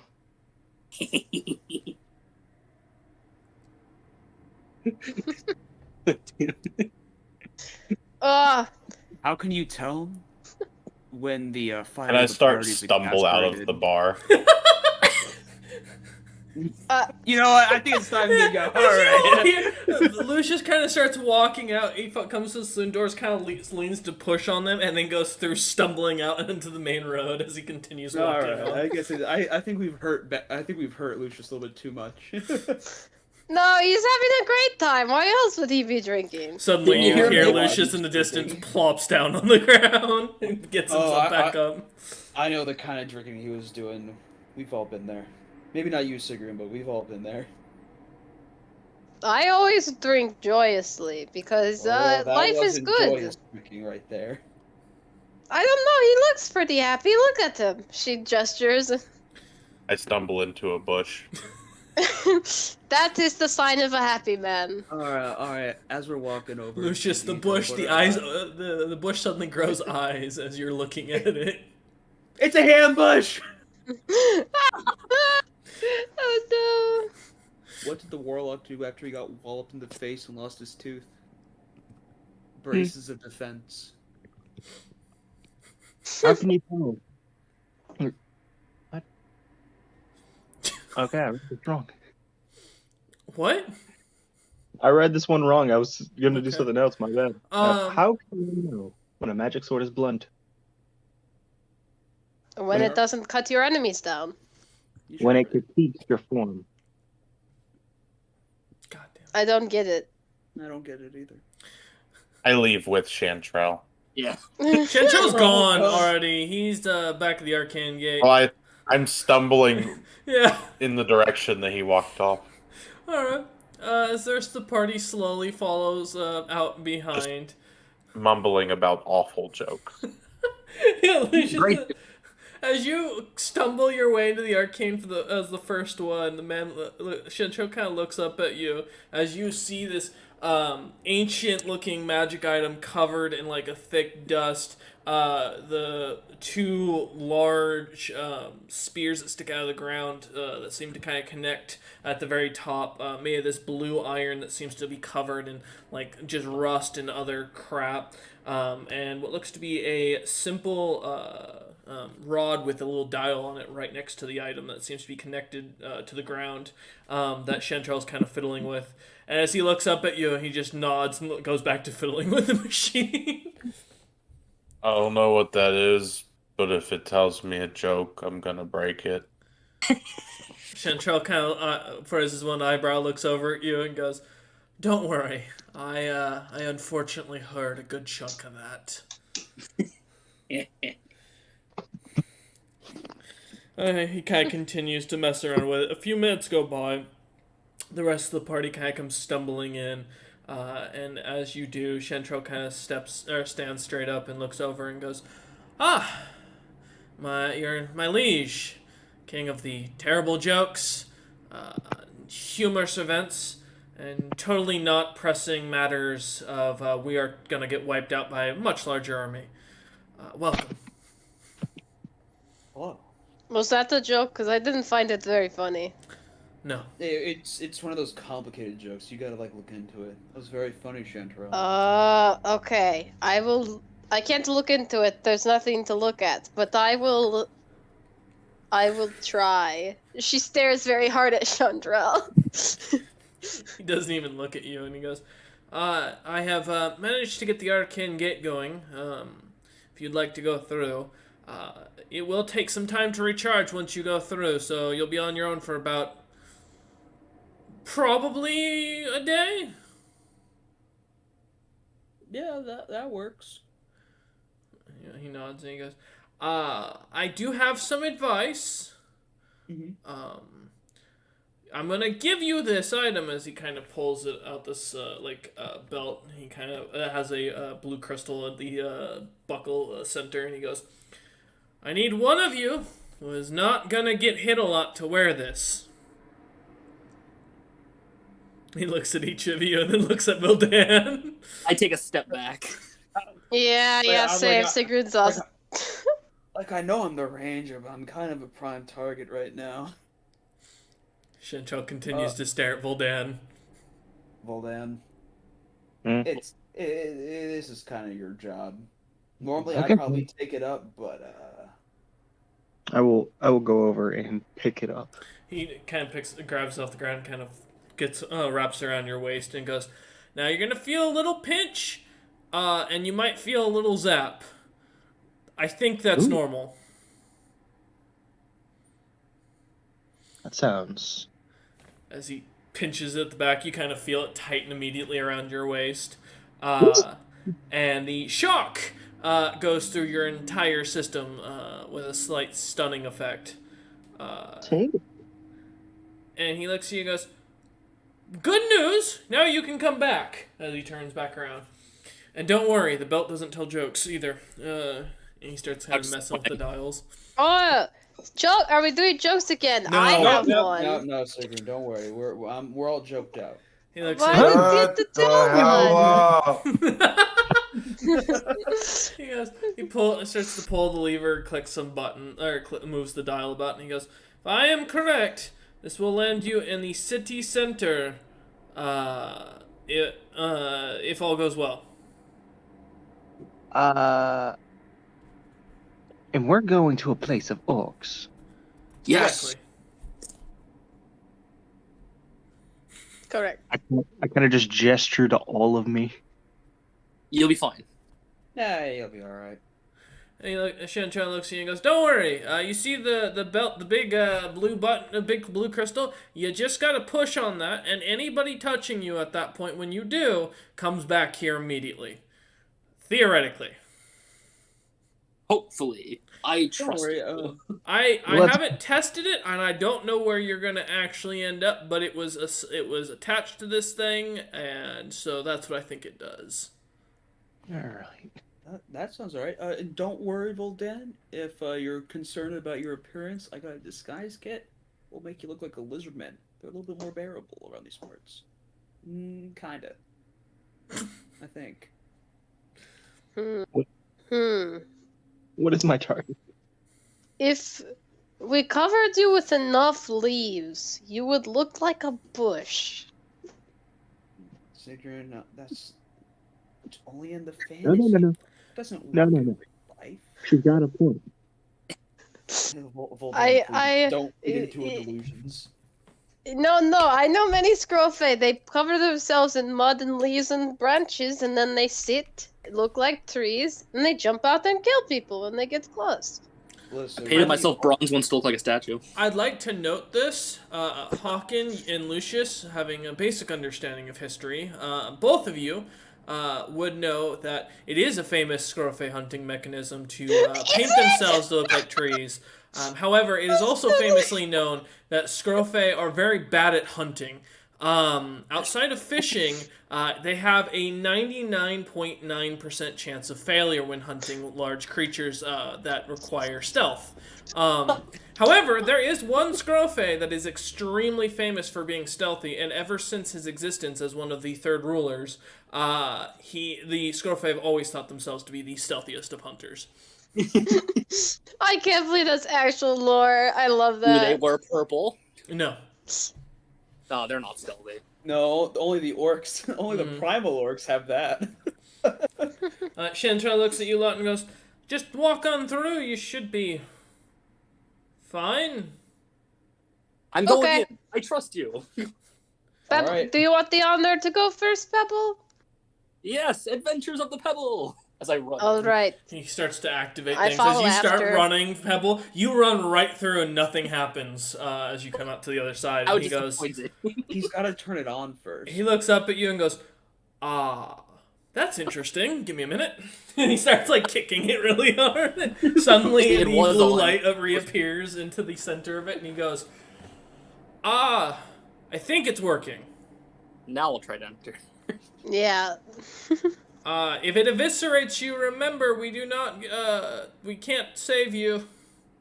The Pebble can't be eviscerated. Too big of muscles. All right. Give me a athletics check as you're running through this thing Ooh. as fast as you can. Just imagine the exit points. 25. All right. As you go charging through, you all just see as he disappears. I follow after. Okay. As you run in, he looks at you lot and goes. Shentrell kind of looks at the rest of you and goes, "You know, you should be alright. They should be alright since there's been no body parts that pop back out. It means they didn't get eviscerated. So they're somewhere. Theoretically, where I expect them to be." I will. Chantrell, I don't have a reason to not trust you yet, although how sketchy this does seem. Catch you on the flip side. As you start to walk there, he goes, "I'm not a wizard." Okay. Goodbye, Magic Man. He looks at Lucius and Voldan and goes, "And I'm gonna follow. as you walk through, you get a weird tingling feeling, Lucius, for a moment, but otherwise not too bad." As Chantrell looks at Voldan, he smiles at Voldan and he goes, "You know, Voldan, you seem like a nice fellow. I really hope you manage to survive. I hope the belt does what it's supposed to. If you need me, you can come ring me." Oh, I will make it do so. As you start to go walking up, he kind of grabs your shoulder for a second as you're getting ready to walk through, and he goes, "And by the way, enjoy." And he gives a big, wide smile as his eyes turn yellow and get cat-like, and he shoves you through. Boy. Give me a strength save at disadvantage, Voldan.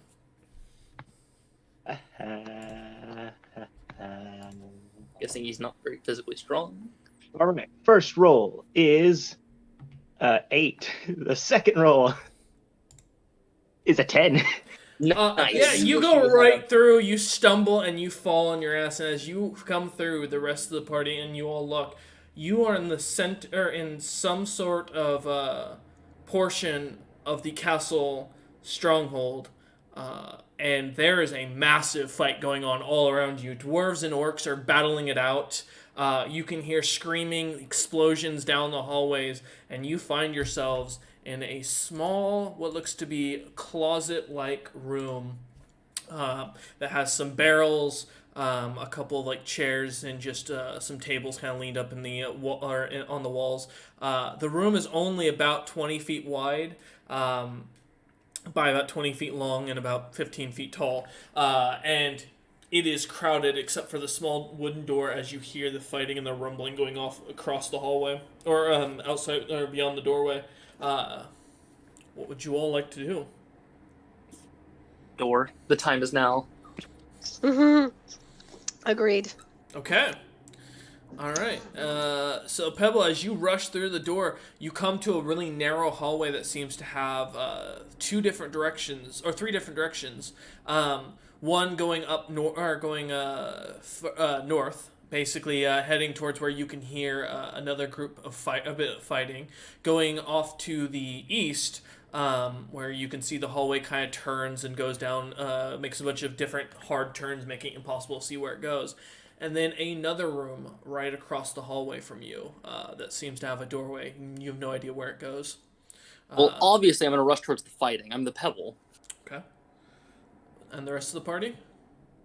How big is this hallway dimension-wise? About 10 feet wide by 15 feet tall.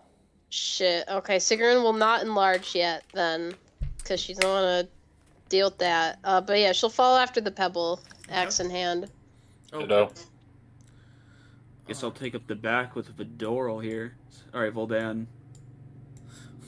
All right. Vidoral, the level 20 warlock of here. Adora the Yes. Explorer. Yes, Vidora the Explorer. No. Do you see how fucked this party is? That's just mean. Do you see On the a scale pit fiend of across the 1 room? to 10, how fucked is this party? Incorrect. That's It was 12. right! 10! All right. As you go running down the hallway towards the fighting, you come to your first turnoff to the right. You see as the hallway kind of opens up a little bit to a little eating area where a table has been set, some plates have been set out, a candle that is not lit set on the table, and further down the hallway continues another 35 feet, keeping that 15 feet high ceiling. You don't. It's the candles or the torches on the walls don't seem to be lit, and you just continue to hear fighting and screaming going on. So, what would you like to do, Pebble? Are you going to continue on? I'm going to find and join the nearest fight. That's all that matters. Okay. As you all round a corner, Hawkins or Pebble, you can start to hear the screaming and fighting on the other side of one of the walls. It looks to be around the corner just now as you come through a actual dining hall that seems to have these glorious ivory-made chairs with very fancy cushions, a carpet made of what looks to be some sort of fur with scale underneath, like material, all across the floor. The dining table itself seeming to be a beautiful dwarven piece that has been carved out from gemstones. Looks like, though, as you look about, this is another storage room of just dwarven items and artifacts. Chests kind of lean all or tossed all about. Yeah. And you see a doorway on the other side where you can hear it opens up to a larger room from this distance. Beautiful. Let's go. Okay. So the party continues to charge without question. All right. Pebble doesn't think Pebble fights. That's fair. Yeah, Pebble's leading, Sigrun's following. As you come around a corner, all of you, you see this long hallway of about 50 feet, and down below... Why did that... Oops. Let me fix something real quick. I'm keeping track on my map real quick. There we go. As you come around the corner, Pebble, being the first one with Sigrun hot in your heels, you see a bunch of orcs fighting with these dwarves as a clash continues in hand. Give me a quick second to pull up my sound effects, and we will go ahead. There we go. All right. Of the first. All right, everyone, give me an initiative roll. Hell yeah.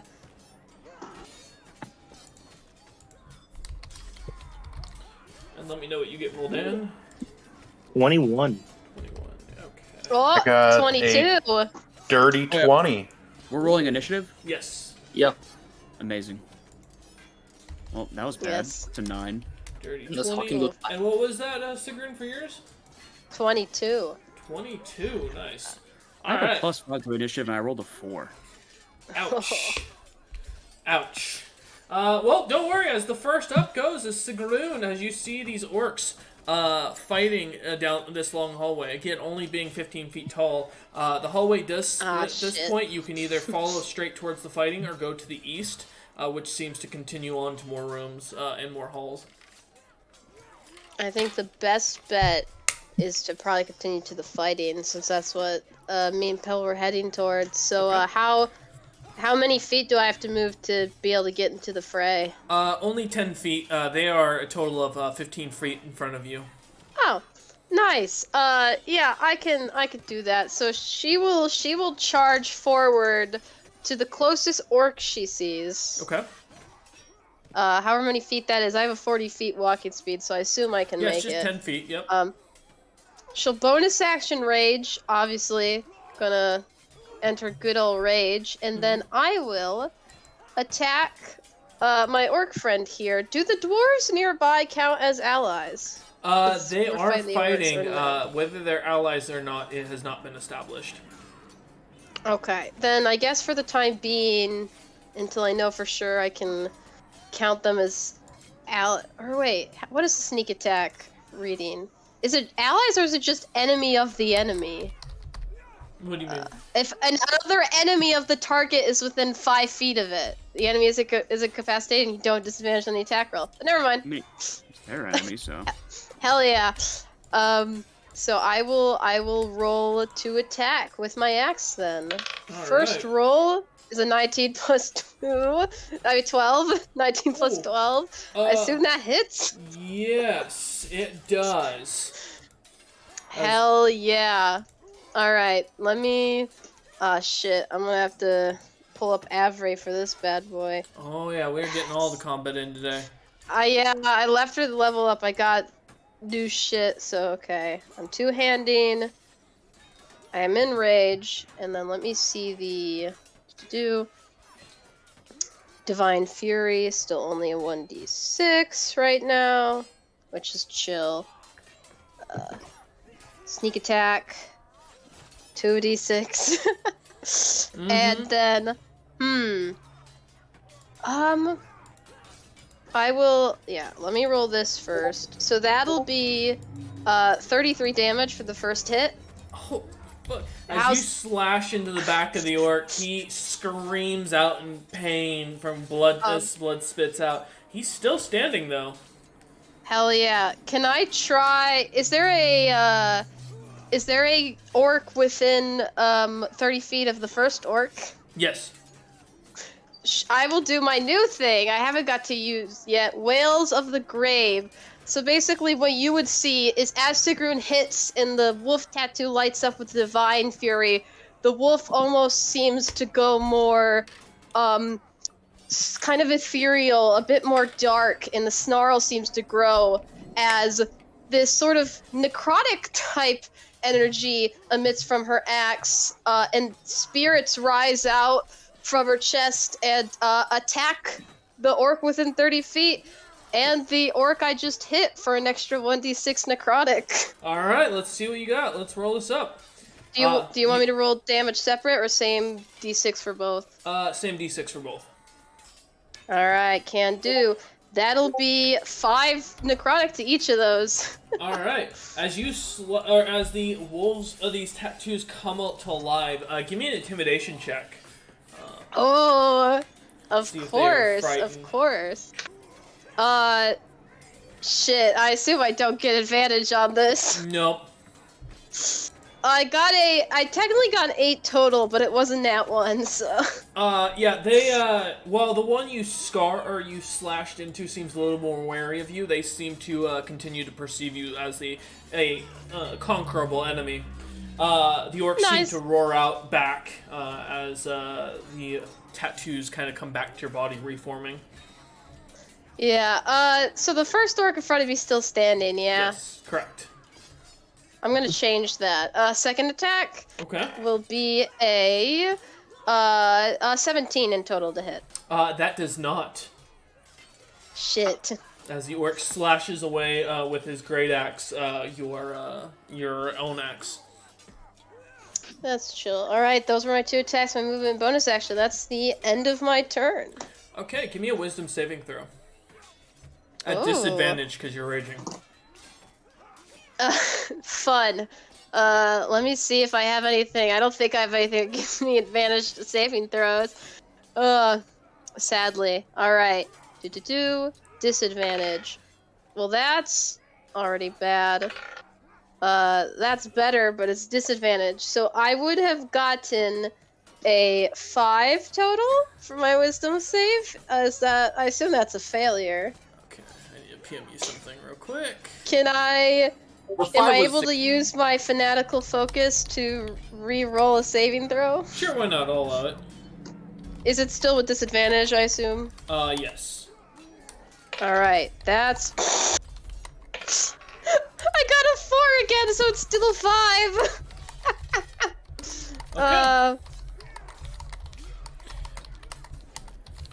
Okay. That's fine. Guys, it's Okay. it's fine. Ooh. Oh, and okay. All right. What do the dwarves look like? They look, they look like Vidan. They look like their traditional, like a little bit more stouter and thinner mountain dwarves. Okay. I was definitely curious, just wondering if are we somehow get teleported into the tunnels and this is all an illusion? No, it's it doesn't seem Okay. to be. You definitely can. You do recognize the architecture. This is definitely a castle of some sort or a building of some sort. Yeah. Okay. All right. And as that ends Sigrun's turn, the fiendish orc that you just attacked is going to turn, ignoring the dwarves in the front of his line, and is going to start slashing at Sigrun left and right. He has 4 attacks in total. So first is a Fun. 23. 21, Yeah, that hits. 11 doesn't. And Nope. nope, so he gets 2 hits on Nope. you. As he Nice. starts slashing at you with his great axe in this rage, you notice his eyes have kind of fallen back behind his head. And he does a total of... I love when the dice land right on the total. Thank you. Alright, 13 points of magical slashing damage for the first one, and for the second one, another 21 points of magical slashing as he just slices into you. Not halved, I assume. No, those weren't halved. Okay, 13, and then the second was 22, you said? 21. So that would be, if you're having 21. them, that would be 6, and then 10. Yeah, so 16. Yep, nice. Um, Alright. And that is the end of his turn. Boldan, you are up, good sir. All right. You got this. Okay.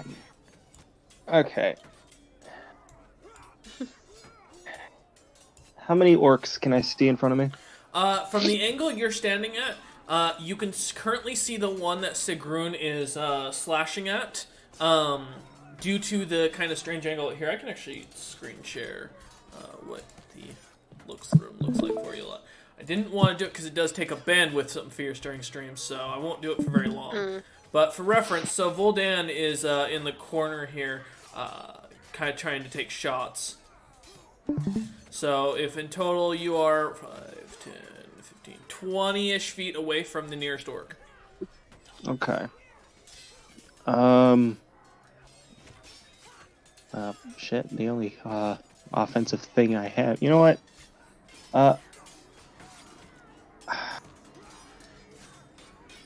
This is my first time I'm actually playing in combat as a bard, so this is my bad.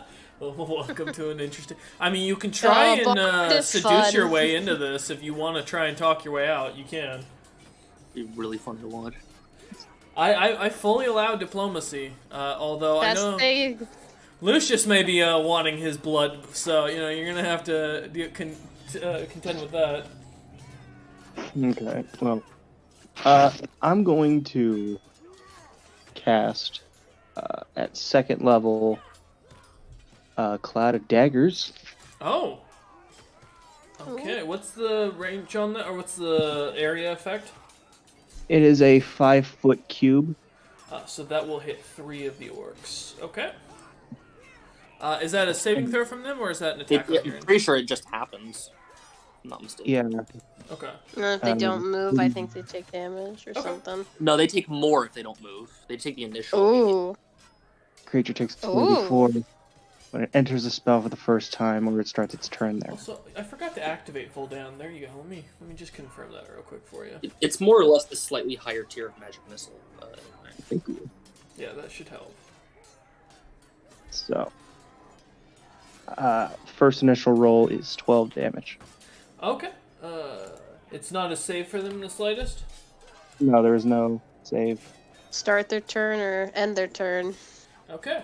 All right. So you said how much? 12 12 points to the first one, or is that to all that are in the thing? to all that are in Okay. currently that cube. All right. Yeah, The spell, they spin like Watch it salt. kill the one I didn't manage to kill. As this like kind of semi-translucent fog seems to kind of fall on the orcs, they seem to be very confused as the three that you hit are all in this like battle raging mentality, and as the smoke just starts to, or the fog kind of envelops their area, and they start feeling these like stabs. They start to get angry and grunting and glaring off in your direction. Hello, I wave. Hello. Hi. Hello. I will. Well, I actually can't do anything else, so yeah. Okay. Alrighty, give me a second. Did you move yet? If you didn't move, you do get 2 attacks. So, which you did not. Yeah. So you could take a second action. Then I will take. Okay, thing's not working with me. Here, I'll start the stream because that won't lag you as bad. Because I Thank lag you. everyone in the call when I stream. You know, to be honest, Yeah. it's not really that bad for me. Yeah, Yeah, I for don't you. really lag either. Yeah, for those of you who have decent internet connection, it won't. Although the irony in saying that for Lucius. But alright, Volden, is Hey, there... it's pretty good internet as long as it works. as long as you don't have to have someone come out and fix it. Volden, is there anything else you'd like to do? No. I will hold. Okay. Lucius, my good man, you stand slightly around the corner of the walls. Between you and the nearest orc, currently is about 15 feet, 10 feet if you want to get within 5 feet of them. Yeah, and the only thing that's kind of standing in your way, you'd be standing shoulder to shoulder with Sigrun, from what you can tell if you go down that hallway, who you do get a strange feeling off of due to your particular background. I'm going to go up with Sigrun. Okay.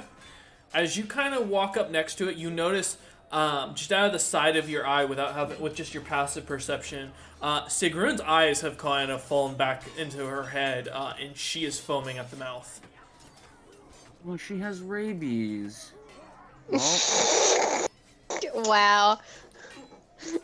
guess we gotta put her down, boys. Good luck. Oh, that's going to be a problem. Gotta put down old Yeller.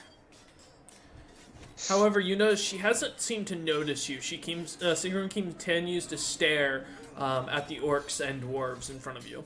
So, And I'm 5 feet within a... yeah, you're right next to her. Reach. Yeah, you're within 5 feet. We'll have an orc as well. Yes, you are within 5 feet of an Okay, orc. cool. Yeah, who's right in front of you.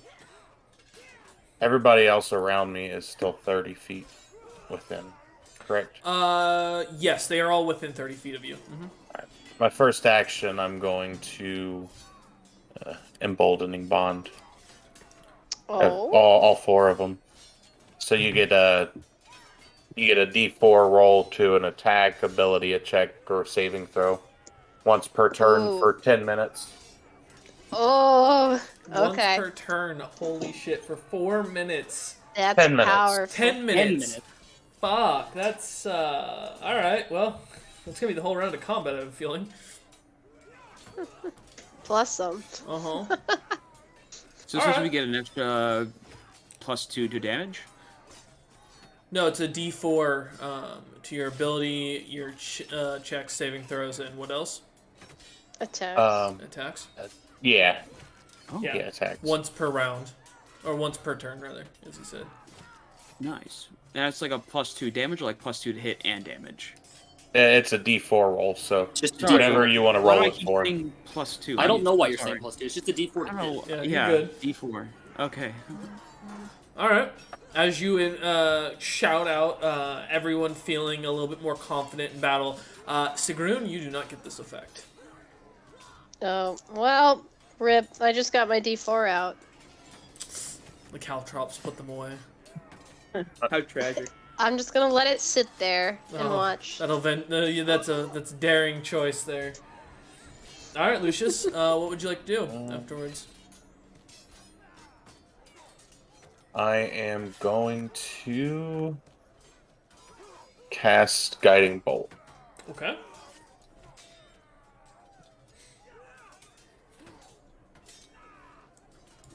Does a 18 hit?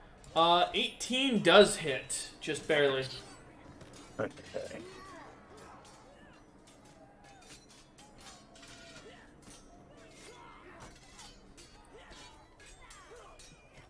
So that takes 11 radiant damage, Okay. and then the next attack roll made against it before the end of my next turn has advantage, thanks to a mystical dim light Okay. glimmering. You all watch as Lucius kind of shoots a red bolt of what looks to be like his blood out of his body and hits right into this orc, making it glow slightly in the hallway. And that will be my turn. Okay. The orc roars back at you, Lucius, not moving though. Pebble, you are up. You stand. You said Yes. you said it was 10 feet wide, so the place is entirely blocked. by Yes. those two, right? Currently, you will have to go. You'd have to find a way around now. I guess that's what I'll be doing. All right. We'll find a way around this place. So you see, as you look around, there is a hallway to the east that you can go back up, or you can continue heading up north. The hallway seems to open up more and more if you're heading east into what looks to be a larger room, but you can't see anything that catches your attention outright. Oh, by the way, you have to stay within 30 feet of another person Okay. that has that. Okay. I mean, if we came from the east, nowhere to go but north, I guess. Okay. Well, actually, to be fair, you came from the one of the southern hallways. Either way. North is correct. Always go north. No, to answer your question, Buldan. Alright, you're gonna go north? Okay. What's your movement speed? 30 feet. Okay, so that'll be 5, 10, 15, 20, 25. Alright, you will be able to get halfway down the northern hallway, and you can see more fighting with another group coming from that direction. Like how far away? From what you can tell from down the hallway, it would be roughly about 50 feet, 50 feet, going forward. I'll use my dash to get within 20. Fuck it. Okay. And I will shield the face myself. Alright, give me a second. I have to duplicate some things real quick. Boom, boom, Debating boom. on whether I should start killing the dwarves as well. We'll see what they do after we kill the orcs. Well, because True. if they're also trying to conquer this city, but we are too. Yeah, but then there's also the idea of we could use them to try and kill the queen first and then kill them after. True. So yeah, look at it. Okay.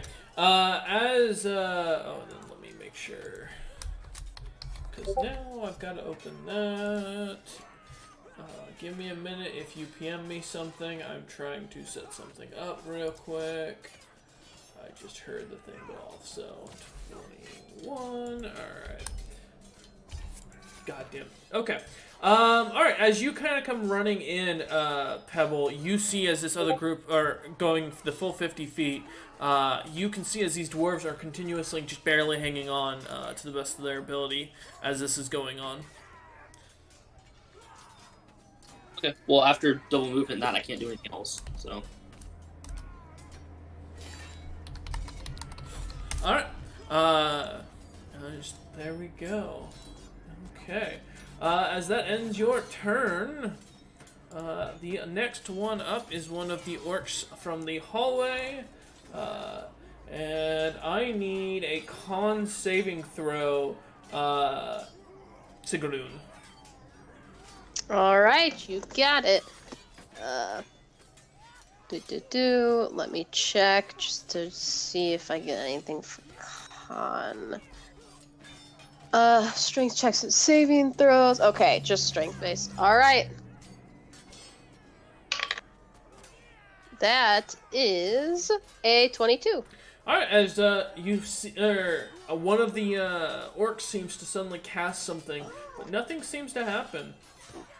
It takes a minute, kind of smacks its staff against the wall, roars at you lot, then turns to Bastion, Bastion? Lucius. And I need another con save, except this time it will be both Lucius and Sigrun, please. All right. Robert just typed in, like, what, be right back? He is. Like a minute ago. Okay. What kind of save? I could hear Oh, you there- from across the wow. room. Oh, well, glad to hear. Con save. Okay. I'm getting food out because it just showed up. No worries. That is a Dirty 20. No, okay. 15. 15. Not the Alright, best so you roll. only take half damage as his staff starts shooting off this icy cone of cold magic that just seems to cause both of you to slightly shiver. Give me a second to find the dice. There we go. That will be in total 44 points, so 22 cold damage to both of you. And the terrain is now considered difficult, so you will be at half speed as this cone of cold just shoots out, freezing or spraying all over both of you, making the entire hallway even colder. And that is the end of that orc's turn, as he cannot do anything else. The other orc, another orc is going to kind of move from those cloud of daggers, is going to turn and is going to face off with Sigrun one-on-one. If it started his turn there, doesn't it take damage again? He is I think moving 5 feet to the side, so he won't be. I in think it. it's ended turn there, not started. Yeah. Oh, darn. And he is going to start jabbing at Sigrun with his spear with a 21 to hit for the first one. Yes. And for the That hits. second, that's an 8. Nope. Okay. I hoped it got in that one, but it didn't. That two. will be 12 points of Nope. magical Oh, piercing as he from that first attack, as he kind of stabs at you angrily, roaring the entire time. And that is the end of his turn because he used his movement. Hawken, you are up. What would you like to do? Alright. Who can I hit with my gun right now? Can I Voldan. not? That seems like a good. You know, great idea. Any of the but I can't see any orcs right now. No, you can see the pebble down the hallway to the north of you, who's about, you'd guess, approximately 60 feet. And then around the corner, you know that there are orcs fighting, where both Sigrun and Lucius are kind of blocking the hallway shoulder to shoulder. I do know that essentially because of one of my feats, I could hit anybody as long as they're not in full cover. So I feel like I could still Yeah, you can still take shots. land a. All right, so that'd be good. Yeah, I guess I'll have to use a little bit of movement to pump out, so I won't be able to get my 2 actions, but this Yeah. will be fine. If you want to be just around the corner, so you're looking down that hallway over Yeah. or behind Sigrun, that'll only be 10 feet of movement. All right, yep, that works. All right, yeah. As you walk up 10 feet, you can feel the anger and heat kind of coming off of Sigrun, something fierce, but she doesn't seem to even acknowledge your presence behind her. That's fine. It's time to test out this new gun I got. I would like to. Am I able to hit the one with the staff, the wizard? Yeah, you can take a shot at him. Okay. Sounds good. That's what I'll do. Alright. Does a 26 hit? Yes, that hits. Alright. For the first bit of damage, that is 14, and now for the 5d8.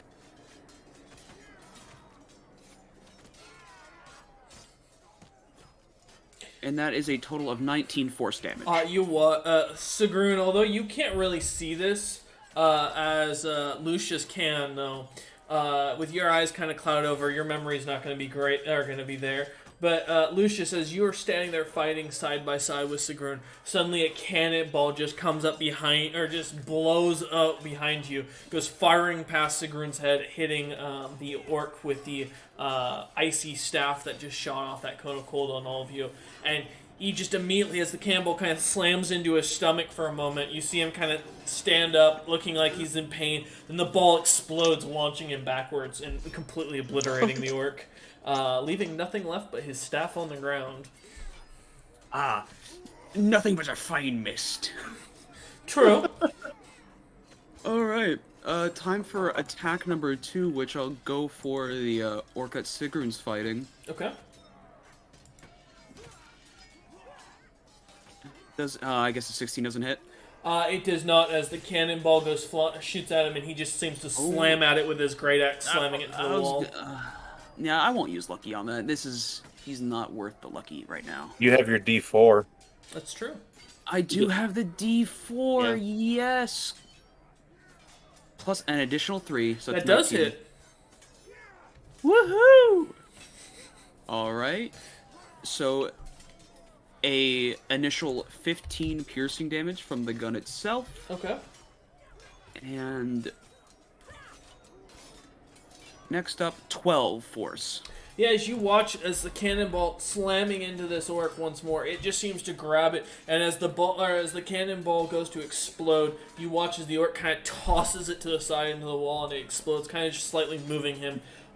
You can see, has a massive bloody wound on his side now, but he's still standing with his axe in hand, and he's ready to fight more. Okay. Bonus action, War Priest. I'm getting another attack action. Okay.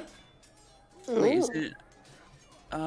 Sorry, it's one more attack, not an attack action. Yeah. Okay, that's one more hit. Okay. All right, let's see what we got here.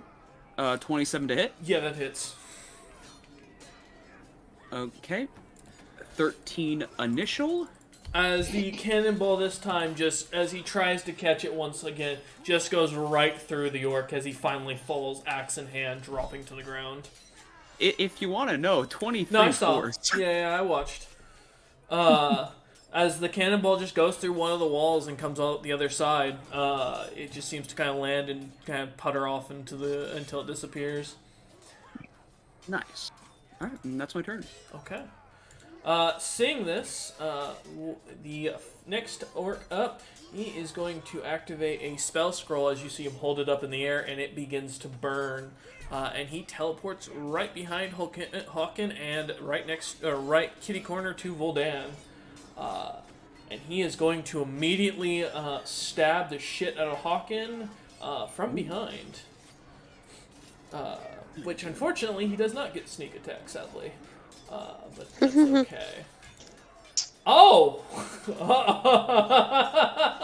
Don't tell me. Oh boy. Don't worry, I didn't confirm. Okay. Huh. Does a 26 hit your AC?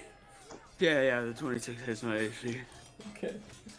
We're just gonna crit damage, roll double the dice. You take 21 points of piercing from the first attack. Yeah, alright. For his second one, does a 14 hit? 14 does not hit. Okay. As he goes to stab at you again, he managed to miss, but that first one, as it goes into your side, it hurts and it's bloody. This orc is definitely not messing around. Up next, the leader of the orcs kind of straightens himself up, kind of cuts down the last of the orcs using one of his actions. You see the dwarf drops to the ground, completely unconscious, and he turns and immediately starts shouting. I need a wisdom saving throw from Hawken at disadvantage, and Lucius and Voldan, for those who can hear it. Disadvantage? Yes. Huh. Alright. Joke's on you, I failed my wisdom save Well, earlier. it was a 3. That's a 10. Did you add the 4? Did you add the 4s, people? Yeah, you do I get don't that. have a 4. That's true, he doesn't. Oh. What shit. a And Hawken used fort. his. Yeah, I used mine a turn, unless it doesn't count anymore since my turn already passed. No, well, yes, you could theoretically use it as as a reaction.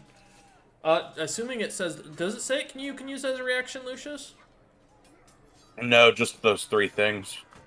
Then Isn't I mean, it I'll say saving yes throw one because of it's in them? between. That you can, because the saving throw is one of them. Yeah, so I would say go ahead and the D4. Well, would a 14 even save it? No, it would not. Yeah. Well, Yeah. Voldan, Damn. what was your roll? I got a 13. After my second roll, I got a fucking 20. Ouch. Mm-hmm. Yeah. So all And of you now The have. D4? You do not have to worry. Oh yeah. Did you use the D4, Voldan? I did. And what'd you get? Oh. What was it in total again? That 13? was with the 4. Or with the D4 with the 13. Okay. With the D4, he got a 13. Okay, so yeah, all of you are disadvantaged except for Sigrun when it comes to attacking these orcs now. So we had a disadvantage against the roll for it, and now we also have disadvantage? Uh-huh.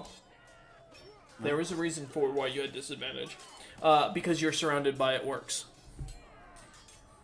Less orcs around you means less likely, or it means you have less of disadvantage, so... Because what, there's only 2 orcs right now? There is a total of, currently still alive, 1, 2, 3, 4, 5.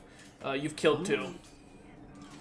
And that is the end of the War Chief's turn, as he can't do anything else for another round.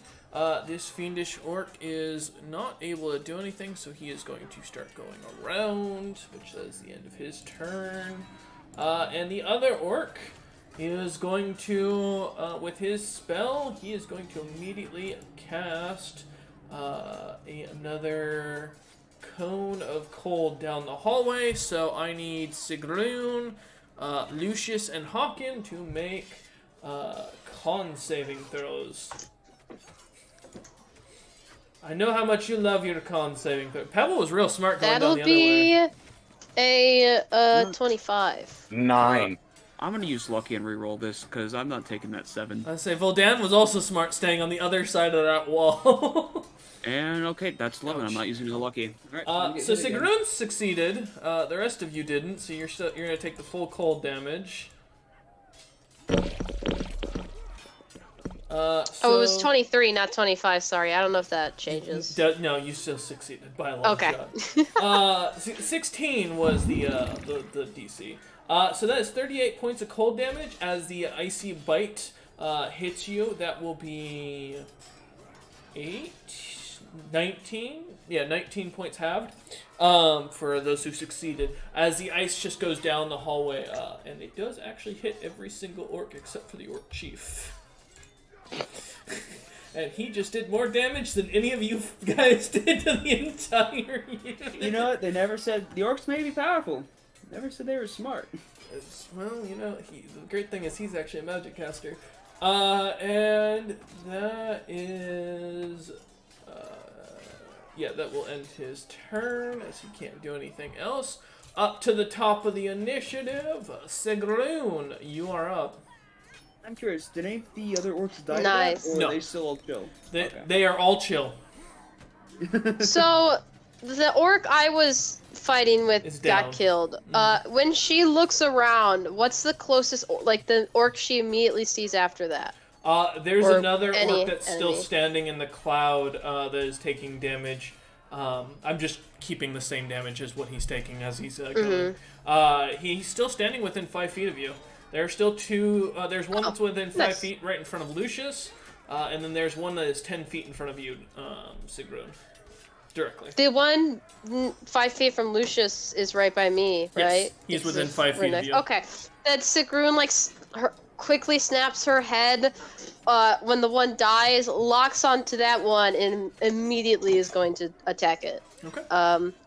So my first attack is a only 14.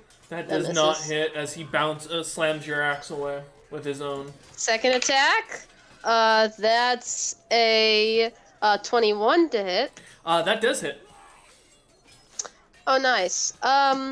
Should I roll my other attacks or wait? How much damage has this one taken? He looks injured. I mean, he's definitely got half his side is frozen. Okay, I'll roll the damage first before I commit my attacks. Okay. Alright, so that'll be this plus Lucius is within 5 feet, so I'll Yes. sneak. You do get Hell advantage yeah, as well Lucius. because of that. Yep. Because you are flanking. 4. Hell yeah. And then 2d6. I wish I was enlarged so I got even more damage, but 32 on that strike. Ooh. As you slice into this guy, nearly cutting him in half, the axe just barely grazes off the skull and goes forward, and you create a pseudo scar from the top of his head all the way down to the bottom of his gut. Oh! As he's not cut open, but it's just a long single cut, and the orc screams in pain. Sigrun, does something. I can't recall if she's done during raging, but she laughs. She laughs hard, and she goes in for another swing right at the scar she just made. All right, let's see what you got. Oh shit, that fell off, so I can't count that. Cock die. All right, that's a 24 to hit. Yep, that hits. Go ahead and roll up your damage. Yep. So that'll be way less damage. I don't get my fancy bonuses for my extra attacks. So that'll only be 17 damage. Okay, yeah, as you slice into him once more, upset with the fact that you didn't cut through, slicing down straight once more through the middle, this time finally splitting the orc in half. As it struggles for a moment, you see the utter pain as the eyes kind of roll back and the body falls to the sides. A grizzled viscera kind of leaks out onto the ground, causing the already difficult ice terrain to get even more slick. Is there dead. another within 5 feet of me right now, or is it just the 10 No, foot one? it's the only one that's in 10 feet. Nice. The other two are 15 feet. Instead of my 4th attack I would have got without moving, Sigrun just laughs more and licks the blood off her blade eagerly as she turns her sights to the next orc. And that'll be the end of my turn. Roll both a con save and intimidation check with advantage. Oh, nice. Intimidation check with advantage or con save with advantage? The intimidation check. Alright. Intimidation is... Shit. Only 14 total. Okay. And Then the con save is... that will be a 17 total. As you lick the blood, it's got a kind of a bitter taste to it, and it definitely burns a little bit on the way down, but it doesn't seem to faze you in the slightest afterwards. And the orcs seem to be somewhat cowed by your attacks. All right. Does that ends your turn? Yes, that does. That orc is dead. Voldan, you are up. As you stand around the corner and see this just gruesome battle going on. I really hope I don't get any blood on my fine clothes. Question, is that orc that teleported over, is he still near me? Yes, he is still standing right in front of you currently. Okay. And where's Hawken? Right in front of him. So 10 feet in front of you. So, at 3rd level, I'm going to cast Dissonant Whispers on the orc. Okay. He needs to make a wisdom saving throw. Right. Well, you know, orcs are really well known for their wisdom. Yeah, they are. 4. I rolled a 2. I feel that, buddy. He is going to take 17 psychic damage. Okay. Damn. And now he has to, he needs to get away from me. Oh, he's frightened of you?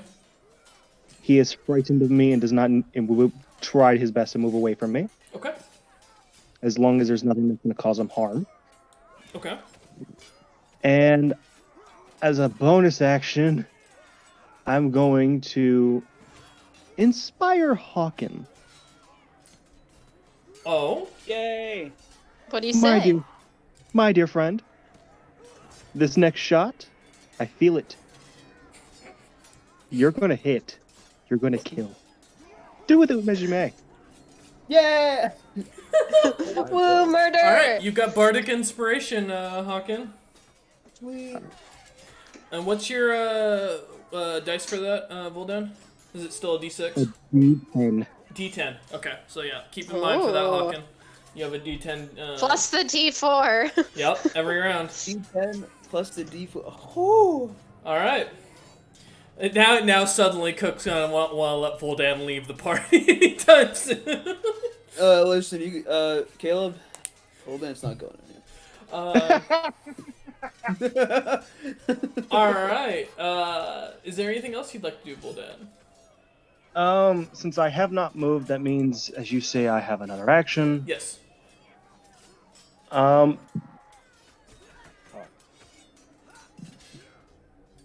You have any cantrips? Yes. Yeah, I do.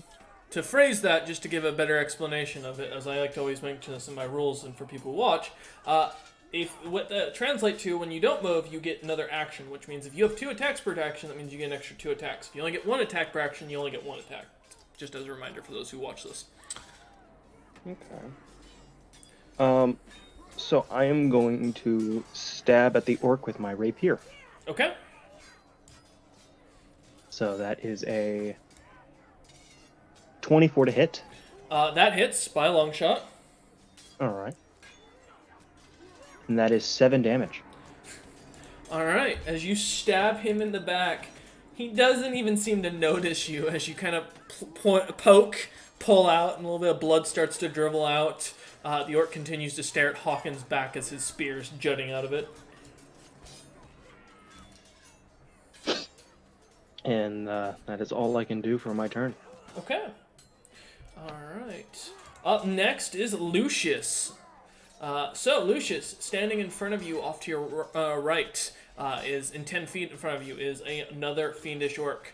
Behind you, and at an angle, 10 feet behind you, is another orc that is currently stabbing Hawken in the back. You can see the orc war chief, who is 15 feet directly in front of you, Lucius. And lastly, the orc wizard, we'll just call them as the person who casted the second cone of cold, is at the very back, who is 15 feet in front of Sigrun, and therefore 15 feet in front, to your on your right, but still straight in front of you. I'm going to step up the 5 feet to the one closest to me, Okay. and I'm swinging the Toothless Beholder. Oh, okay. Are you doing the one behind Hawken, or are you just doing the one straight in front of you? The one straight in front of me. Okay, want to make sure. Okay. All right, let's see what you got. 14, I imagine, does not hit. As he slaps away your weapon with his axe with almost a pitiful annoyance. Second attack. Oh, that's much better. That's a 19 plus 12. I'm I gonna don't say think that I hits. need to do the math. No, you hit. 31. Actually, no, you miss. He activates his shield spell. He activates Mega Shield. Yeah. It's an Given emulate. the amount of shield necessary to make you not That- hit. Yeah. That is 11 piercing Okay. and 11 fire. You watch as you kind of stab into him with your dagger, and the orc kind of stands for a minute, taking the hit, not really bothered by the new long wound across his stomach or his gut as you kind of pull. And then it begins to burn and seal itself, and you see the orc just, his eyes bulge in pain, and screams out, roaring at you. Alright. And then I am going to bonus action and cast Sanctuary on Sigrun. Oh, Ooh. Remind me what that So does. any creature who targets Sigrun with an attack or a harmful spell must first make a Wisdom saving throw, DC 13. On a fail, they must either choose a new target or lose the attack or spell. Ooh. You don't get protected by area effects like explosion, fireballs, kind of thing. Sigrun, you still stay in your same state. And if Yeah, Sigrun makes an attack, casts a spell that affects an enemy, or deals damage to another creature, the spell ends. Oh, Well, okay. Good to know. So it's Can't good to know your guarantee how turn. long it'll last, but I appreciate it. I mean, it lasts until your next turn, which is good. Yeah, it is. Okay.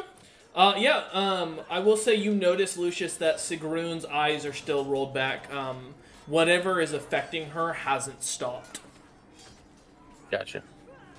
Alright. Is there anything else you'd like to do, Lucius? That is my turn since I moved. Okay. Pebble, we come back Yeah. to you, finally. Staring down another group of orcs. I What? move in the 20 feet and I begin to grow. It is time. And remember, the roofs are only 15 feet tall.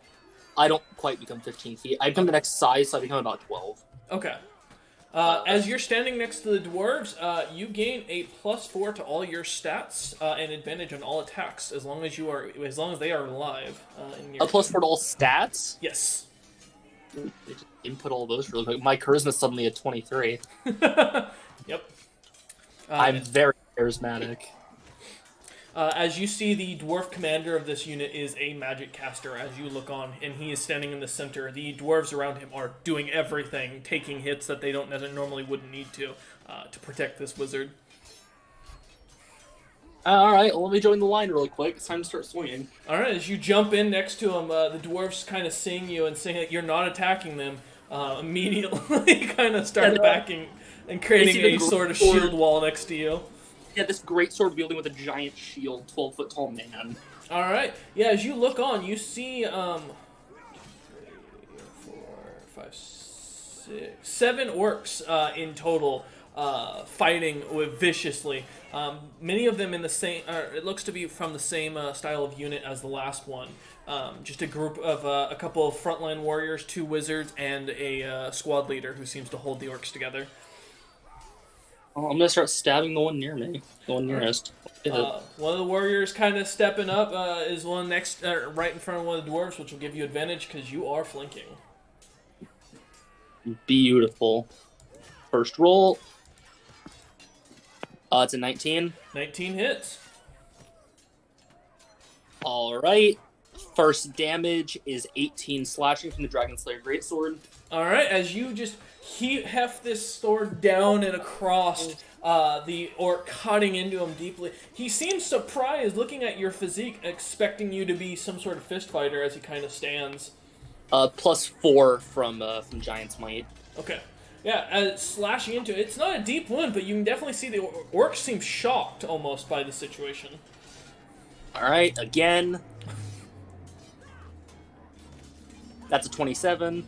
Okay. That does hit. I am smiting. Okay. I forgot you're a paladin. 17 slashing. Jesus. Smiting at 2nd level, so it's 3d8. Uh-huh. So that's 13 radiant. Alright, yeah, as you slash into this orc, again, cutting across, you see as the tattoos across his body start to get mangled from the slicing. He's starting to bleed left and right, but he still seems to continue to stand and begins to prepare his weapon. Yeah, due to walking and bonus action, that's the end of my turn. Okay. Alright. Up next in the order, as now I have 2 initiatives open. I have 3 stats over 20. I just want to put that out there right now. That is the... Yo, Hawkins thinking about coming to back you up. That Yo, one of the Monday, orcs get it. is going to turn to the pebble from his group, and is immediately going to take a swing at the pebble himself as he walks over the 5 feet. So he'll lose the extra. That is a 19 to hit. That misses. All right, man. I can roll 2 19s in a row when I don't need them. Normally that'd be great, but Yeah, the orc takes 2 slashes at you and manages. You just kind of shove them aside with your great sword. He seems to not have as much weight behind him as you'd expect. I'll give you this, DM. He only hits me on a nat 20. Yeah, no, I saw. All right. The next orc is up before. Another one of the orc warriors is going to attack the dwarves in that area. Oh, thought that would have been hilarious. As he misses terribly, and that ends his turn.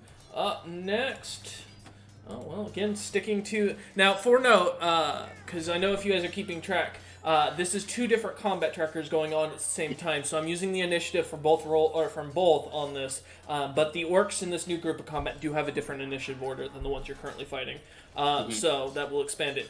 So the orc who is currently standing next to... or still standing behind the orc warriors, takes his staff and points it at the Pebble. Pebble, I need a Dex saving throw. At advantage. Well, the first one's a 25, so... That succeeds, so you're only going to take half damage, Yeah. which is good news, which is going to be 96. Give me a minute. 1, 2, 3, 4, 5, 6, 7, 8, 9. So we'll half whatever this is. This will be fire damage. To note, as a giant fireball comes flying into the room right where you're standing, and seems to almost hyper-focus onto only you, Pebble. You take 15 points of fire damage halved. So, alright. And as he can't do anything else, that is the end of his turn. And up next is Hawken. Nice. All right. there's a spear in me, huh? There's a spear in your back, yes. Am I allowed to turn around? Yeah, full on. Yeah. All right. I was just making sure if this wasn't gonna be a situation where I'm kind of just stuck looking forward with the spear in my ass or whatever. No, man. Yeah, you can fully turn around. It's gonna hurt if he pulls it out, but it's not gonna do any damage. So. Okay. Cool. Yeah, because I want to turn around and shoot him. Okay. Point blank shot. Why not? Hell yeah! I mean, it's a gun, right? That's true. Just pulls out. point and click. Yeah. All right. Let's see what you got. All right. And if I am correct, disadvantage or no? Yeah, because you are firing from the hip. All right. With disadvantage, that's a natural 1, so I'm going to lucky that so I don't have to roll critical confirm. Okay. Because the last thing I need is for the gun to blow up in Hawkins' face. Don't go as the way of the fairy dragon. Don't go in the way of the fairy dragon. Okay, does a 22 hit? 22 does hit. Alright. So initial damage, 15. Okay. Nice line of 5s. Yeah. Yeah, I know, right? And with the 5d8 force, 17 damage. Yeah, you watch as you turn around, and as the spear pulls out of your body, the pain makes you grimace, and as you fire from the hip, the cannon impact kind of shoves you slightly into Sigrun's back. Sigrun not even noticing you as she kind of holds herself still. And as the cannon goes right through the orc, blasting him into the wall, the cannonball continues through the wall and right behind where Voldan is standing around the corner of that wall itself, as it launches into another and kind of leaves a giant crater. The orc's dead as he drops to the ground. Hey, good. Alright, I guess I have one more attack this action. Might as well use it to fire at the magic caster if I can. Okay. Are we still currently outnumbered from orcs? There are currently only 2 left from what you can, or 3 left from what you can count. One of them is badly damaged, facing off against Lucius. The squad leader looks to be perfectly fine, and the last wizard looks to be unharmed. But they also seem to be a little bit looking kind of slightly exhausted. So are we still affected by that disadvantage spell then? Oh, no, you're not now. Okay, cool. I'm gonna use my last attack this action to fire at the wizard. Okay, let's take a shot. Does a 18 hit that wizard? It normally would. However, you watch as it casts shield, and you are 1 point Inspiration! Woo! Yeah, well, you have inspiration, and I would use the D4 first. You do have the D4 you can still use from That's true. Lucius. So we'll rock that D4, which is an additional 4, so Yeah, that 18 hits. plus 4. You only need a more point to hit. Nice. Yeah. All right. Man cast shield, the bullet suddenly gets even faster. All right. Initial 10 damage. Okay. And then go ahead and roll the last bit of your damage. For a total of 21 force. Yeah, you watch Lucius. Sigrun's completely not even paying attention at this point. Orcs are just exploding in front of Sigrun from her perspective. But you all are Lucius and Hawk, and you see as this orc kind of, like, as the cannonball comes flying at it, it casts shield as this, like, blue arcane energy kind of covers it. And as it smiles for a quick second, you see it look as if joy, and then a frown as the ball hits, the cannonball hits the gut and goes right through. The blood kind of spews out, and the orc just drops. And you can just see a frown on their face as they fall to the ground. All right. Well, that was I would normally use my movement to attack. However, I'm gonna go back up the pebble. He's all alone, so catch you guys later. Pebble is How flexing. far can you move? Only 30, so I'm not gonna get there this turn. 10. But it's gonna be 30 movement feet to start Okay. working all the way. That will get you about a third of the way down the hallway. You can see the pebble. Looks like he's gotten a little more pumped up. His muscles are slightly bigger, veins kind of protruding. And there are 3 orcs, or 2 orcs that look like they're trying to slash at him as you come down. Just turn not down the hallway. working. Yeah, All right. However, I can at least during the next turn, if I can see him, I can shoot him. true. All right. The wizards appreciate that. I can see the wizards. I can shoot the wizards. The first of the orcs, or one of the orc warriors, turns on the pebble and begins to take his shot. He is going to attempt to stab at him over the other orc. Fucking finally! Now, can I get a nat 20 to confirm that? No. Okay. So I got- Hey, DM, that nat 20 you just hit me with, it's hitting the guy beside him. What do you mean? I activate the cloud room. Fucking hate you. He stabs his friend for crit damage.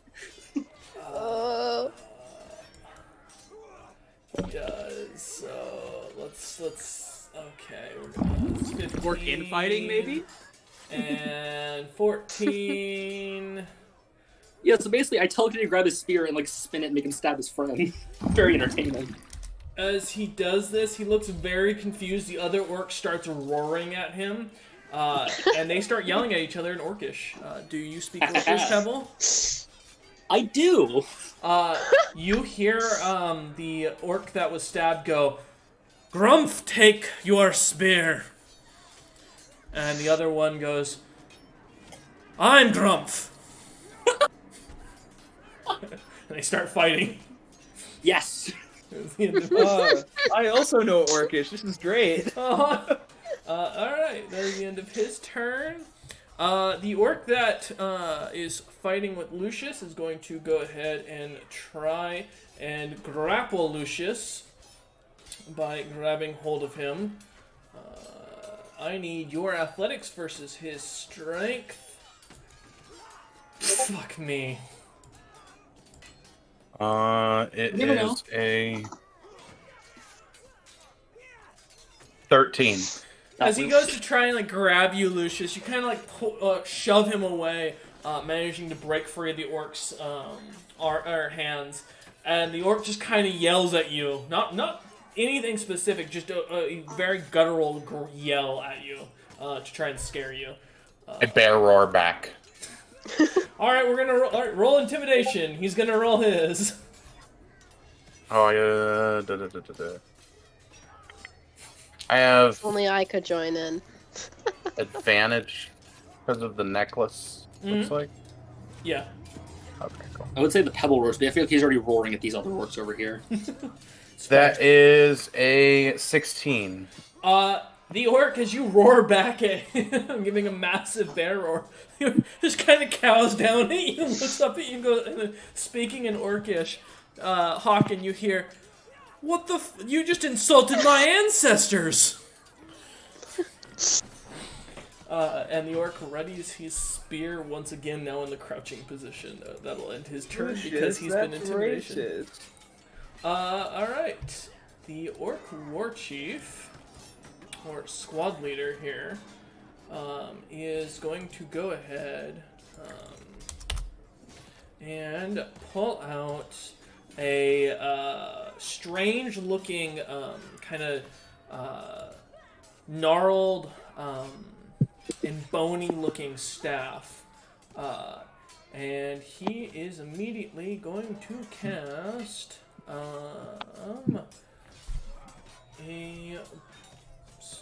wait one sec, let me find okay. He is immediately going to cast a spell. I need a saving throw from Sigrun at disadvantage and Lucius. What type? It is a breath weapon. So Dex? Yes. Oh, yeah, sorry. My bad. Dex save, yeah. My advantage would cancel out the dis. Is it an area attack? Technically it is, yes. Okay. Yeah. Also, I have advantage on breath weapons of dragons. Does that count here? Yes. Let's see. Yeah, it says Last where question, the because fuck I is asked it? too Yeah, many and advantage, forgot. What so it was my cancels check? out. Dex save. Dex, okay. Yeah. Thank you. Yeah, you're good.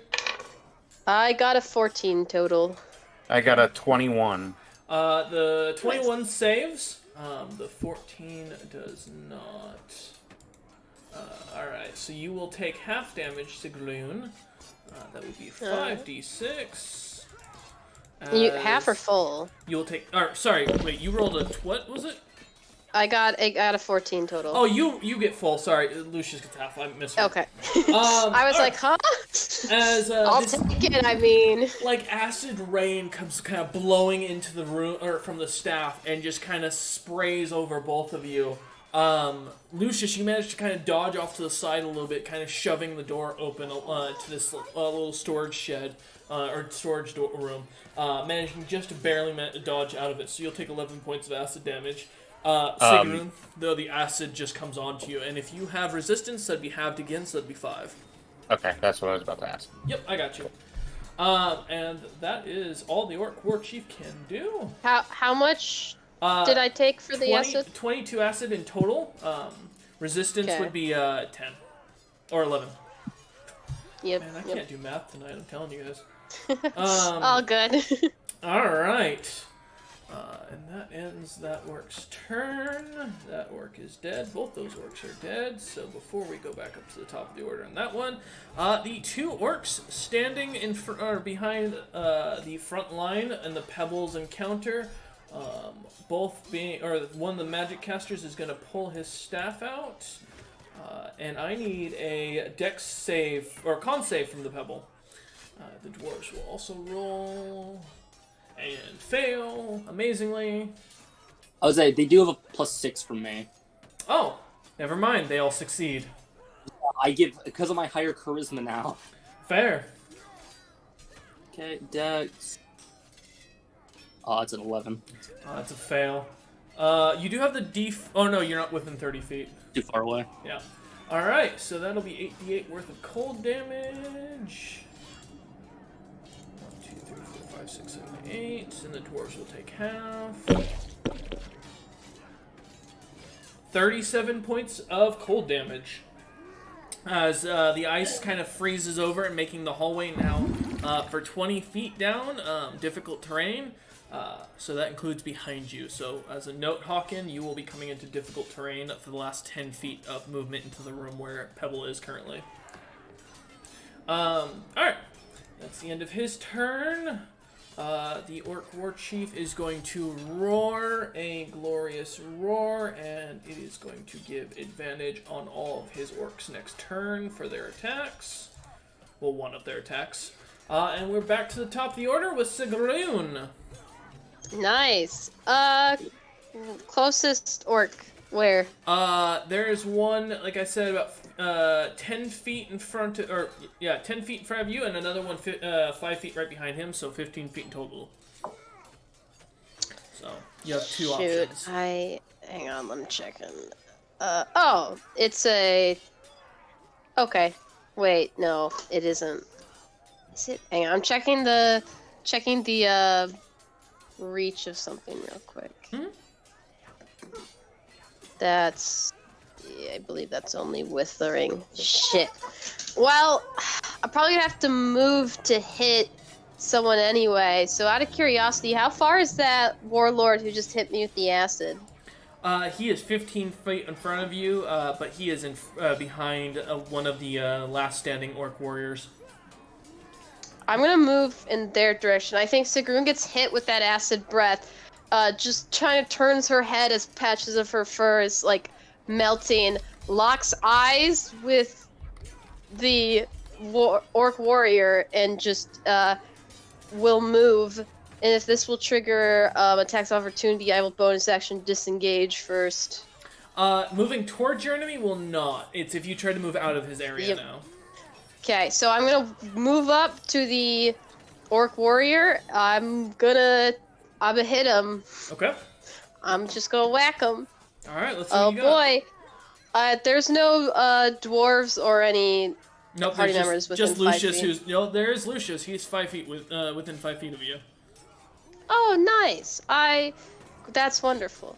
Let's see. And Voldan, who's like 15 feet behind you, kind of around a corner. Okay. So, I would get sneak, Anyways. yes then, or no? Sorry.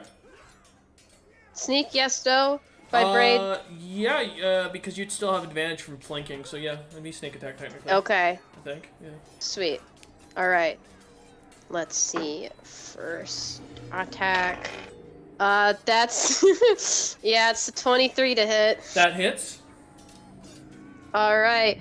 Or 33. One of the two. A shrug. Let me roll that damage. All right. Real quick. That's this plus that. And then it'll be plus the 1d6 plus the 4 plus the 2d6. Double checking my math just to make sure. Yep. Yeah. All right. First hit. Baba Booey. Only 67. I mean 27. 67. Sorry. Jesus. Only 67. 20, Yeah. 27. As you move up towards him, you glare at this warrior orc and just cut him down almost with a single swing Nice. of your axe. He drops. Double checking something. I will. No, I'll save it. I don't want to waste my thing for this. Yeah. So, with him dead, am I able to move 5 feet to now hit with my second attack? Okay, sweet. Yeah. So he dies. She looks up, locks eyes on the dwarf, and just very kind of stiffly, just takes a step forward and then just swings. The orc war chief, because the dwarves were wiped out from what you can tell. The orcs killed them as they were fighting you lot. Yeah, the one who hit me with the spell. Okay, yeah, The the one orc with war the chief. As you poison. do this, he returns the glare and snarls at you. Oh, she's just. I'm just swinging at him. All right. Shit. That's only a 15 to hit. I doubt that hits. That does not hit. So, the axe, like, misses, but I'm sure he could Did you feel use your the plus draft 4 of for this wind. turn? Oh, no, I don't get it. Wait, I don't get it right. Yeah, that's why I haven't been rolling it. You, I thought you said I didn't. Oh no, because yes, that's because, correct. Yeah. Yeah, you won't Yeah, because of your yeah. situation. Yep. Yeah, because of my situation. So he would just feel the waft of wind as she misses, and the force follows. And she kind of corrects herself to turn and look back at him, just eyes locked on him. I suppose that will be the end of my turn. Okay. I had to move, sadly. As that ends your turn on that side. You chest and I wish. Voldan, you are up, my man. All right. Can I see any orcs in front of me, or am I gonna have to step out some more? You can go around the corner and you can see the orc. You'd be able to see the orc war chief that Sigrun's currently one-on-oneing, as Lucius kind of is currently looking on, or you can turn down the hallway that you're kind of standing in already, and go help the Pebble and Hawken.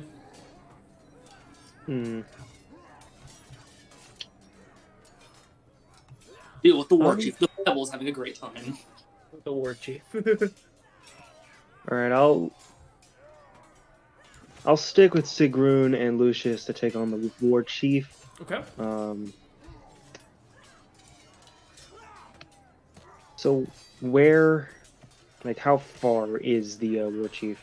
So if you go around the corner, well, currently from where you're standing, going diagonal 1 square, so 5 feet, he would be then in front of you by 1, 2, 3, 4. He'd be 20 feet in front of you if you came to just be around the corner, staring down the hallway that Lucius and Sigrun are currently fighting in. All right. So yeah, I'm gonna use 5 feet of movement to step around the corner. Okay. And at 4th level, I'm going to cast Cloud of Daggers on the War Chief. Okay. All right. As you do, you notice that there are corpses and blood all around him. He can't move easily currently from where he is at. Even better. Yeah, that's true. All right. 22. 22 damage? Yeah. Alright. As the daggers start poking into him, he seems to grimace, but he seems to be focusing on Sigrun more than anything. And for do I still have, or do I have one more action or no? You did use some of your movement, so you only get the amount of actions you have. Okay. Alright, so I will then use a bonus action, and I want to inspire Sigrun. Okay. As for Bardic Inspiration? Yeah. Alright. How do you inspire Sigrun?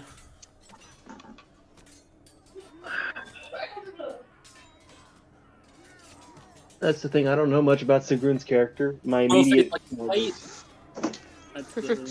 Big, strong, can kill you. Like muscle. Yeah. Chooses not to most times.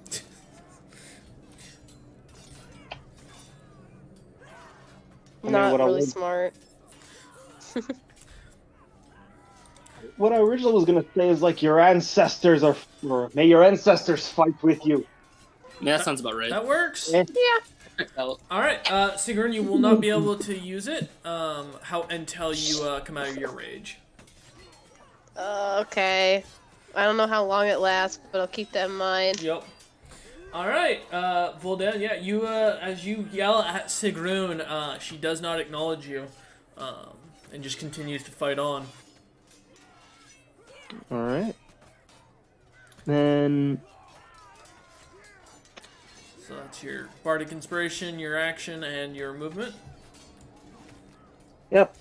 Alright. That is everything I got. Okay. Next up is Lucius. Did the orc in front of me die? Yeah, you watched as Sigrun kind of cut them down easily. And then Sigrun also hit the war chief already once, Yeah. right? Yep. No, Okay. I missed. Oh, yeah, that's true. You did miss. Oh, did miss? Okay. Yeah, the damage is from Cloud of Daggers. I see. Okay. Well, I'm going to point my finger in its direction, and I need a wisdom saving throw. Oh, okay. 17. Okay, it saves. That sucks. How far away from it am I? It is the same. Okay. You are in total 10 feet from it currently. Okay.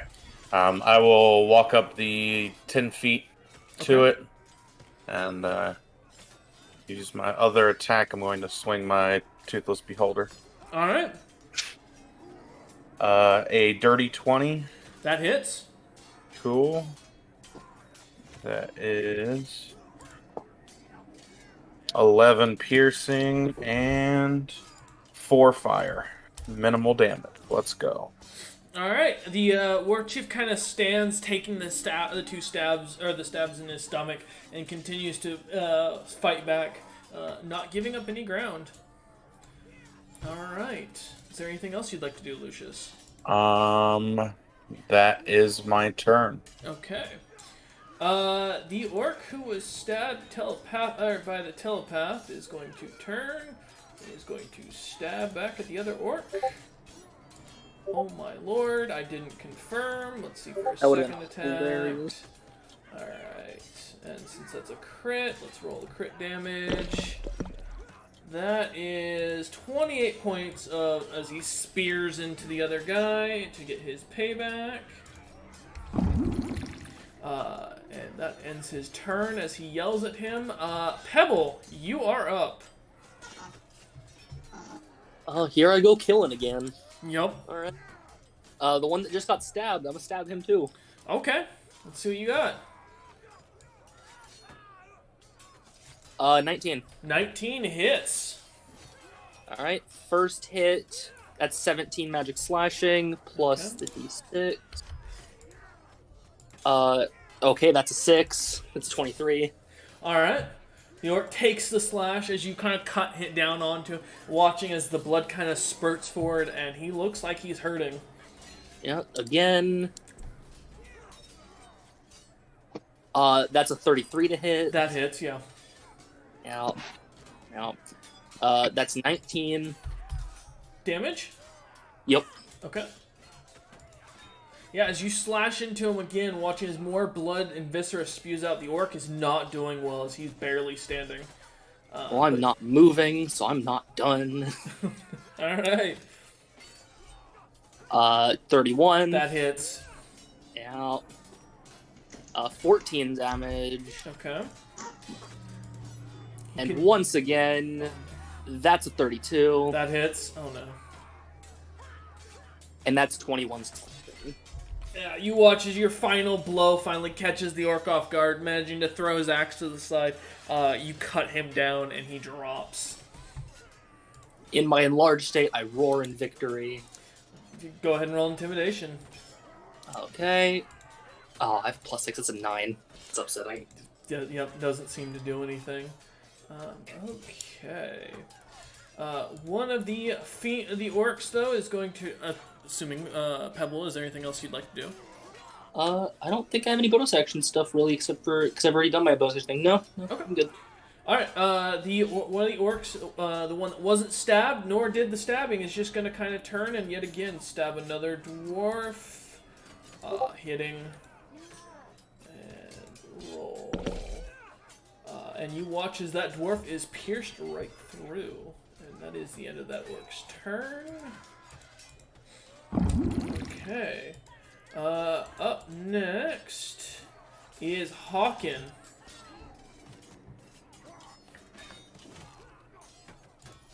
Hawken, yo. You there? Yep, sorry. I'm roughly 60 feet away Yes. currently from them, right? Yeah. Which is actually technically 80 feet now because of the difficult terrain from the ice. Okay. Then I will move as much as I can with 30 walking speed. Okay, so that's 5, 10, 15, 20. Alright, you managed to get up to right to where the ice is. Alright, and can I see the wizards? At the back, wizard yes, and you can also see the orc war chief as well as the two orcs, or one of the orc warriors attacking Pebble. The other one you can't seem to manage to see at this angle. Pebble's chill. He can deal with that. Do I? Am I close enough to get the benefits of the +4? No, not yet. You'd have to enter into the room with the Pebble. Okay. I'm not gonna use my other action to. I'm not gonna use the action to dash. So, I guess I'll try to shoot a wizard, orc Okay. wizard to be exact. All right, go ahead and make an attack. Does a 22 hit? 22 does hit. All right. 12 initial, Okay. and only 13 force this time. Alright, as you watch as the cannonball launches into the orc, slamming him against the wall, he drops his wand and kind of is just pushing the cannonball to the ground and kind of standing back up, trying to catch his breath. But he doesn't look too good. Okay. I'll go ahead and fire upon that same orc, just to make sure he's dead. All right, double tap. Okay. Double tap. It's how it works. He's still alive, so we got to make that not happen. True. 20 to hit. 20 hits. 7 initial. Yeah, you watch as the cannonball slams him into a wall again. As he bounces off, he kind of falls to the ground, and he doesn't get up. Okay, great. I'll use my bonus action to use my War Priest to get one more attack in, and I'll go for the other wizard. Okay. Does a 29 hit? It does, unfortunately. Just barely. Just barely. Yeah. 14 initial damage. Okay. With a 15 force. As you take another shot, the incantation goes off. The ball slams the other orc wizard, managing to catch him right on the side as it slams him into the wall, kind of crushing him. You hear as he kind of coughs out some blood, and the cracking of his bones can be heard. The ball kind of drops to the ground, explodes, and you watch as the orc's leg kind of comes out from underneath him, and he drops to the ground, but he is still conscious, just barely, as he looks up at you in pain. Sorry, man, I can't finish you off. I would, but I'm all out of time. Alright. Is that the end of your turn, Hawken? Yep. Okay. The War Chief is up next. And he is going to sing Sigrun and sing the situation. He is going to pull off the armor on his chest. And you see as a magical spell tattoo on his chest kind of starts to glow for a second. He shouts out loud, and I need a dex save at disadvantage or normal for Lucius and disadvantage for Sigrun. Which should also be normal because of my advantage. True. A bonsai moment, I assume. Maybe. Maybe. Where'd my dice go? Motherfucker. 22. That succeeds. Oh. Nice. Let me roll mine. That is a 8. Okay.